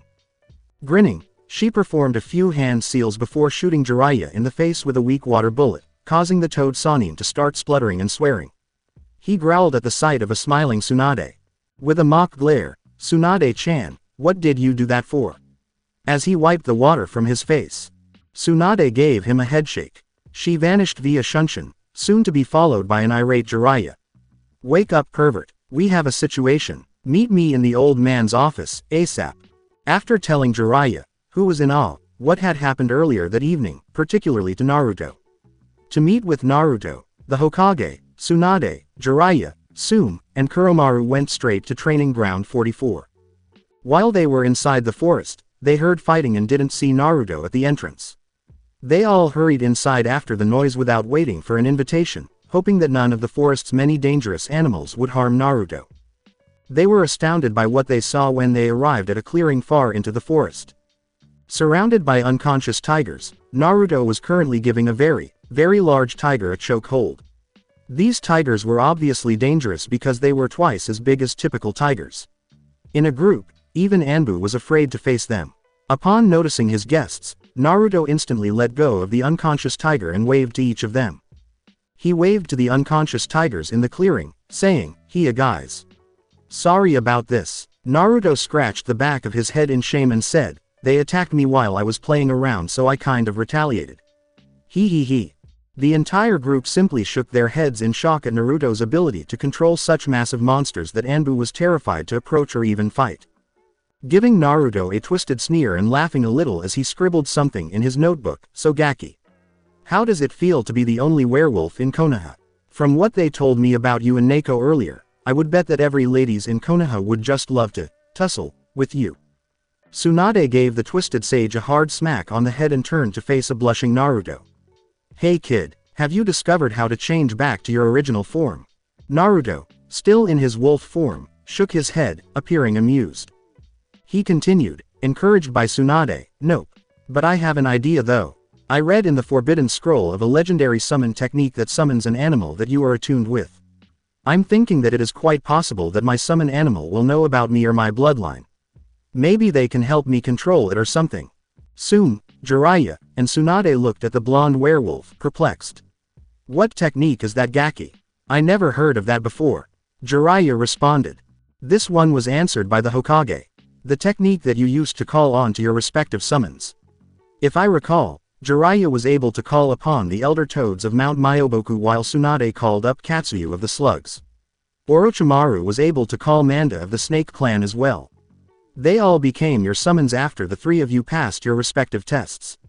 It is slightly different from the regular summoning hand seals that you use now." Tsunade was worried about something, but the two Sannin nodded in remembrance. "Are you sure, sensei? If I remember correctly, both me and Orochimaru passed out when we tried it due to chakra exhaustion. Naruto is still too young to do it." "Yes, he would be too young at the moment to attempt the summoning, but you told me that Naruto has 3 times the chakra he has in human form, so it means that his chakra is 4 times my own. He can do this technique easily with enough chakra to spare," stated the Hokage. Tsunade gave a nod. The boy does, in fact, currently possess more chakra than all of them put together. His chakra reserve right now is about the same as that of a low-level Biju or tailed beast, if she had to guess. "Okay Naruto, proceed with the summoning. We will stand back a ways in the forest to avoid angering the boss you will be calling to you." With a nod, Naruto surveyed the clearing, judging it large enough for this kind of encounter. Taking a deep breath, he let it out gradually. He called out the technique and went through the seals he had learned by heart from the scroll, slamming it to the ground. Denkateki Kuchiyo's no Jutsu, original summon method. As he yelled the technique, Naruto unleashed a massive surge of chakra. Before the thick cloud of smoke that had enveloped the entire clearing cleared, Manda, the leader of the Snake Clan, could not have been more alarmed. Perched atop the massive head of a wolf that was at least twice as big as Gamabunta was Naruto. The wolf had dark gray fur with white slashes similar to a tiger's stripes, and a large scar that went through its right eye. Many people could easily attest to the fangs' sharpness because they were clearly visible. The wolf's distinctive feature was that it had 9 tails, just like a kyubi. The entire forest echoed with the wolf's voice as it spoke. "Who summoned me here in the mortal plane? Speak before I unleash my wrath on you." Naruto picked this moment to announce his arrival. He spoke directly to the summon, causing everyone hiding in the forest to recoil in disgust when he knocked on the wolf's head. "I'm here Okami, Wolf-san. I, Uzumaki Naruto, summoned you." The large wolf summon realized there was someone on top of him, so he jerked his head upward, knocking Naruto off his head. However, before the boy could react, the wolf turned and let one of his tails slap him, sending him flying towards the ground with such force that it left a 3-foot-deep crater in the center, where the werewolf was groaning. With a groan at the unexpected hit, Naruto stood up. He gave the giant wolf a glare after shaking his whole body as if the shock had never happened. Naruto yelled, obviously irritated at being thrown to the ground like a rag doll. "What did you do that for, Baka Okami?" The wolf grinned even wider, flashing more of its incredibly sharp teeth. He looked closely at the boy and said, "Oh ho. You survived that, did you?" The wolf exclaimed, "Would you look at that, I didn't know your kind survived after all these years." Naruto insisted, "My kind. What can you tell me about my kind? The wolf grinned fang first at him. I will tell you if you defeat someone of my choosing in combat. Since you have summoned me here, as my summoner, I need to determine if you're worthy to summon the Moon Wolf clan. Will you accept my challenge, young pup? The wolf responded. Being called a pup infuriated Naruto. He growled at the top of his lungs and bared his teeth at the massive wolf. Naruto challenged him, saying, "Bring it on, you oversized plush toy." Everyone who heard Naruto's taunt and challenge gave each other a collective face slap. In the worst-case scenario, the Hokage genuinely hoped that enough of Naruto would make it through the challenge to be buried at a funeral. The wolf boss sat on his haunches and said, "You are quite courageous, pup. Let me call my champion for battle." A big puff of smoke then materialized in front of him. The wolf that materialized this time was twice as big as Naruto and had blood-red fur along with ready-to-bite claws and fangs. It waved three tails in the air behind him. "You called me Fenrir-sama." The newly named Fenrir told the newcomer, "Genjutsu Crescent Moon, we have a new summoner to test."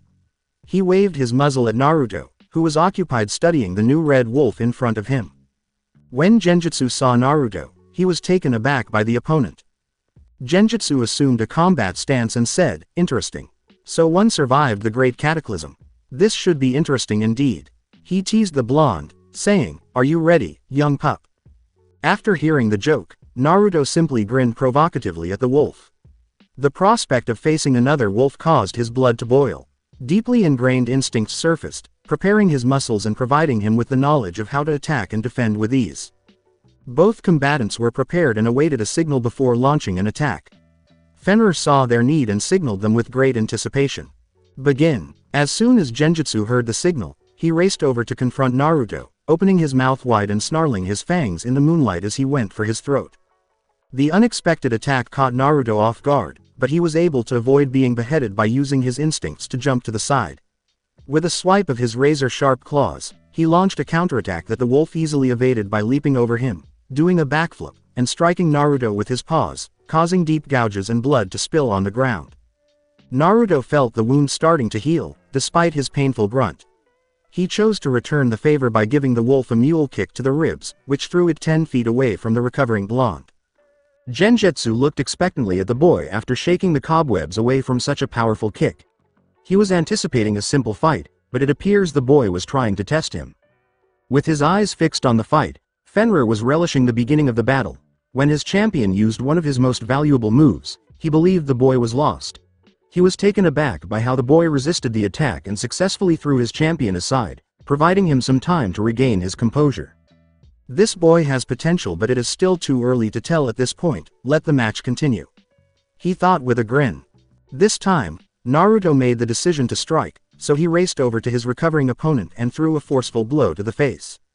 Despite how quickly it was performed, the wolf saw right through the attack and simply swerved to the side, snapping his jaws at Naruto's extended arm.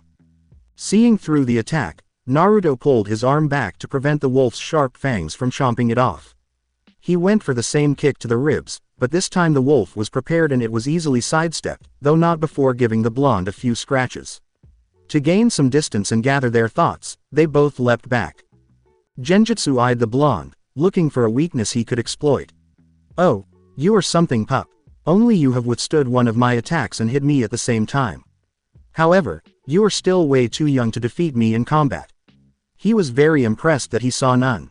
Naruto sneered at the blatant joke meant to agitate him. Since he was in his wolf rage stance, he could easily hide his weak points and prepare his body for a full-on attack. "Yeah, right. I think the kick I gave you rattled your brains a bit, wolfie." Genjutsu trembled at the clumsy attempt at slander. The created wolf deadpanned, "You're a wolf too, pup." The error caused Naruto to flush, shouting, "Shut up, are we going to fight or not?" Naruto once more threw down the gauntlet. Genjutsu smiled. The wolf glowed an unsettling white and said, "Yes, we are. You might want to try this on for size." Then it let go with a howl. All of a sudden, 30 solid genjutsus filled the clearing, all of them glaring at him with their fangs. In an attempt to agitate the blonde wolf in front of him, he added a tone to the final part that came across as an insult. "Now let's see you fight your way out of this one, pup." Naruto smiled. Yes, this wolf hasn't seen anything yet. He made a familiar seal with his hands in front of him. Though he hasn't attempted this in his wolf form yet, he has always excelled at spontaneous improvisation. I'll top your 30 wolves with this. Kage Bunshin no Jutsu. The whole clearing filled with smoke, hiding both fighters from sight. When it cleared, Fenrir and Genjutsu were alarmed by what they saw. Hundreds of Narutos were positioned all around Genjutsu, some on the ground and the rest perched on the trees. They were all beaming down at Genjutsu, who had big eyes. So, should we start? Gengetsu-san, Naruto asked, his teeth bared in a way that sent shivers down everyone's spine. Naruto snapped his fingers and yelled his order because he did not see an answer. Charge! When Genjutsu saw all 30 of his clones and all the Naruto clones charging at him, he had only one thought in mind. Shit! When Naruto noticed Genjutsu twitching on the ground, his body covered in bloody gashes, he dispelled what was left of his clones. The Wolf Champion demonstrated that his combat experience was nothing to laugh at by matching each of Naruto's clones blow for blow, despite the clear disparity in number between them.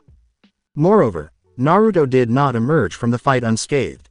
Though his little wolf was now firmly hidden behind fur and skin, which confused him a little, he was glad that he was no longer wearing pants. Additionally, he had multiple wounds from being ganged up on by 3 of Genjutsu's clones. He was sitting on the ground, panting from exhaustion, exhausted from the battle royale. A huge, booming laugh reverberated through the forest, startling him. With a proud tone, Fenrir said, "That was quite a battle, young Naruto. It seems that the Moon Wolf clan has a new summoner today. We welcome you to our clan." He was confronted by another wolf, slightly smaller than Naruto and holding a black scroll in its mouth. The holder of the contract placed the blue-black scroll on the ground in front of the werewolf and said, "This is the Moon Wolf clan's summoning contract. After you sign this with your blood, the clan will be forever tied to you and to all your blood relatives. Unlike other summons, we of the Moon Wolf clan are family summons, meaning that no one will be able to summon us in battle against you. The pack is family and the family is pack. That is the clan's motto and as is yours from now on. Your battles are our battles, young pup." With a weary nod, Naruto approached the scroll and knelt down in front of it. Upon opening the scroll containing the contract, he was met with a list of unfamiliar names. Shrugging, he opened a gash on his left palm with a clawed finger, allowing the blood to collect for a little while before writing his name next to the previous entry with the tip of his right index fingernail. Knowing instinctively what to do next, he stamped down below his name, covering his right hand with the blood that had collected on his left palm. Before closing, the contract glowed for a little while. In a puff of smoke, the small wolf bowed, bit down on the contract, and left the summoning realm. "All done, Fenrir-sama," he said, honoring his summons boss with the appropriate honorific out of instinct. The large wolf, proud of the pup's ability to sense who was the alpha in a given situation, nodded its head. "I suggest that your friends hiding in the woods to come to the clearing so I can inform you of your heritage." The boss's words caused the Hokage, Tsunade, Jiraiya, Tsume, and Kuromaru to move into the clearing in the direction of Naruto. Tsunade went straight to Naruto's side and began tending to his many, already healing wounds. When she was done, she pointed at the still unconscious Genjutsu and glanced at the enormous wolf. Fenrir answered the question without speaking, "You may, Lady Summoner of the Slugs, and thank you for the assistance." Although Tsunade was secretly shocked that the large wolf summon was aware of her summons, she chose to ignore it for the time being and began tending to the red wolf's wounds. Then Fenrir turned to face the others in the group. "Such a grand pack you have here with you, pup. The Lord Summoner of the Monkey Tribe and the Toad Clan. And what's this, the warriors of the Dog Clan are here as well. Interesting company indeed." The wolf laughed. Fenrir-sama, how did you know about their summons?" a curious Naruto asked, ignoring the fact that he was completely nude as he stretched his body in front of everyone in an attempt to regain some feeling in his sore muscles. Thankfully, he was disregarded. "Easy, young one. We of the summons have a hierarchy that is strictly followed. I will tell all of you in brief. The ruler of the summons that allowed us to lend our aid to humans are the 4 beasts of the world, Suzaku of the south, Siryu of the north, Byako of the east, and Genbu of the west. Each of them rule their respective clans as fit their species. For example, the Moon Wolf clan is under Byako, as well as the dog summons. Genbu, who ruled the earth, control the monkey clan. Siryu holds dominion over the snakes, toads, and reptiles, while Suzaku control all birds. All summons inform each other who their summoners are so we may know them. Also, The smell that came from their summoner deeply rooted into the summoner, so I can easily tell them apart, stated Fenrir. To everyone's surprise, the summoning realm is ruled by a hierarchy with individual bosses. It's true that this discovery provides a wealth of explanation for the ways in which summons interact with one another. Eager to find out more about the origin of his bloodline, Naruto said, "So Fenrir-sama, can you tell me about the clan you mentioned earlier that I belong to? Genjutsu also mentioned something about cataclysm that wiped us out." Fenrir gave a nod. Seeing as how everyone had settled into their spots on the ground, Fenrir thought, "You might as well sit down since this is a long tale to tell." So he did, sitting on his haunches. "Where to begin? The best would be at the beginning of your clan before I start to explain your abilities, young one. A long time ago, before the world became the elemental countries, the shape of the land was quite different. Large continents were separated by deep seas, and each continent holds their own forms of life. Of course, man has always been present in these lands, but they are different and are separated according to their race. Before, a summons isn't what we are now. We were considered as spirits of the land, worshipped as deities or gods by the human race then. The one who worshipped the Moon Wolf clan is your clan, the clan of the spirit wolves who lived in a large island that contained a large forest to the west. One thing that made your clan unique out of the rest was that they were deeply in contact with our clan in spirit, that some of our powers bled into every generation they produced. As evolution marked every man, so too your clan. The spirit wolf clan gained the ability to shift to wolves that walks on two legs. Before they were called werewolves and have been a subject of many myths and secrets from other races, but I digress. The men of the spirit wolf tribe is able to shift themselves to werewolves, while the women doesn't have the ability, though their strength is similar, just without the transformation. Their human forms gained the power of the soul of the wolf that is sleeping inside your very own. The soul is usually dormant but is usually awakened when its vessel is in deep need to protect itself. Their bodies will grow in proportion to how powerful their wolf spirit is, and from what I see in your form, I could say that you are perhaps the most powerful in the tribe. Also, these men are able to shift to their spirit wolf form when they are under the throes of powerful rage. Many moons have passed and the tribe flourished. However, men from the east who utilized technology have greatly abused their knowledge and went to war with each other.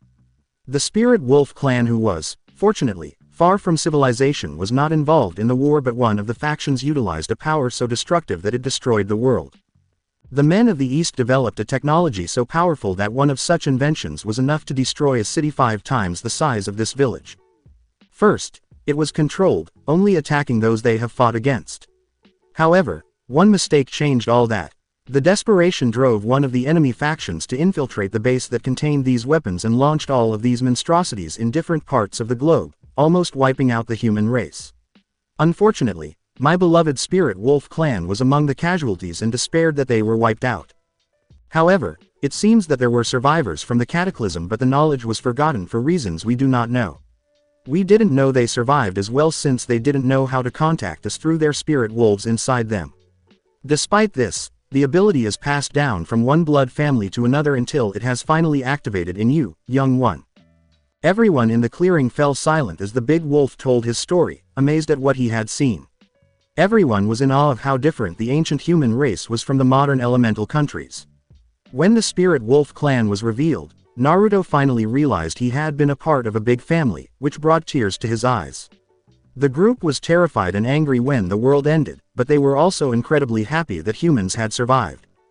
Then, in reference to their summons, the Hokage asked some questions.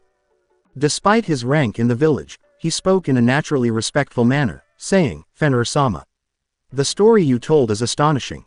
However, I would like to know how summons, such as yourself and mine, came to be." Fenrir gave a nod. "Indeed, Lord Summoner of the Monkey Tribe. The entire summoning realm lay dormant in the scheme of life after the cataclysm, fearing that man will misuse our powers despite how we have gifted it to them when we found them worthy. However, we came back after we were ordered by the 4 legendary beasts that man once again walked the lands of Earth, especially when the world was under the peril of the Great Jubilee. It was because of our contract with the first user of chakra, the Sage of the 6 Paths, that he was able to seal the being inside himself, which he later separated into 9 beasts that now exists in this world.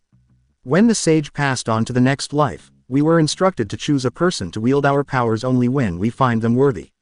For years the Moon Wolf clan have not experienced any summoners until you came along, Uzumaki Naruto. holder of the Kyuubi no Kitsune. The boss's knowledge of Naruto's inner demon startled him. Why you know of the Kyuubi inside me? Fenrir shot him a look that said everything. Don't question my intellect, pup. If you have lived the years that I have, then it is quite easy for me to determine that the strange energy you hold in your gut is from the head of the Kitsune clan, Kyuubi no Kitsune, once a friend of mine in the summoning realm. When it became apparent that the Bijus were calling themselves, everyone was taken aback. Jiraiya exclaimed in shock, "What? You mean Kyuubi is a summon?" Fenrir rolled his eyes at the foolishness of the human. Yes, summoner of the toads. The Jubii was broken up by the sage of the six paths into creatures that walk the earth. Ikibi the raccoon, Nibi the cat, Sanbi the turtle, Yonbi of the weasels, Gobi of the apes, Rokubi of the snails, Nanabi of the insects, Hachibi of the ox, and finally Kyuubi of the fox. These are the bosses of their respective species, but all of them are now dethroned ever since they have wreaked havoc on the earth, with others taking their place. Not as powerful perhaps, but powerful in their own rights. Kyuubi was once a friend of mine before she started terrorizing this world. If you want the whole history, young pup, talk to the fox. I sense that it is in deep hibernation right now within you. When it was revealed that the tailed beast were once strong summons before being banished from the summoning realm, everyone became silent. When Fenrir spoke to them once more, they snapped out of their reverie. Now that you know the history, it is time for everyone to leave except for Naruto. Lord Summoner of the Monkey Tribe, I see that you are the leader of this village, so I ask a boon of you. Please make sure that this place is not accessed by another from your forces. I will be teaching the boy on his abilities and how to utilize his summons. He needs to understand everything about us since he is now part of the pack. He will return in 3 days' time with full access to all his abilities and of his summons. The Hokage gave a nod. I agree, Fenrir-sama. I will make sure that your privacy is secured. Naruto was now giving his head a scratch. Hokage Gigi, what will happen to the team assignment tomorrow? If I stay here with Fenrir-sama, I will be missing it. The elderly man laughed at Naruto's concern. Given everything that has happened to him, it is only fitting that the blonde would worry about a team assignment. No need to worry, Naruto. I will push the team assignment in 1 month. Besides, there are things I need to do considering Mizuki was able to infiltrate the academy easily, so an investigation is needed. I will inform the rest of those who passed about the reschedule. He concluded with a gloomy expression on his face. Naruto waved to the departing group. Okay, Gigi. See you in 3 days. Suddenly, for no apparent reason, a shiver ran down his spine. Fenrir was grinning at Naruto behind his back, and if Naruto had seen it, he would have shuddered in terror. Yes, exactly. The 3 training days would be extremely instructional. I will continue the story in next part. Till then, we weeb offline.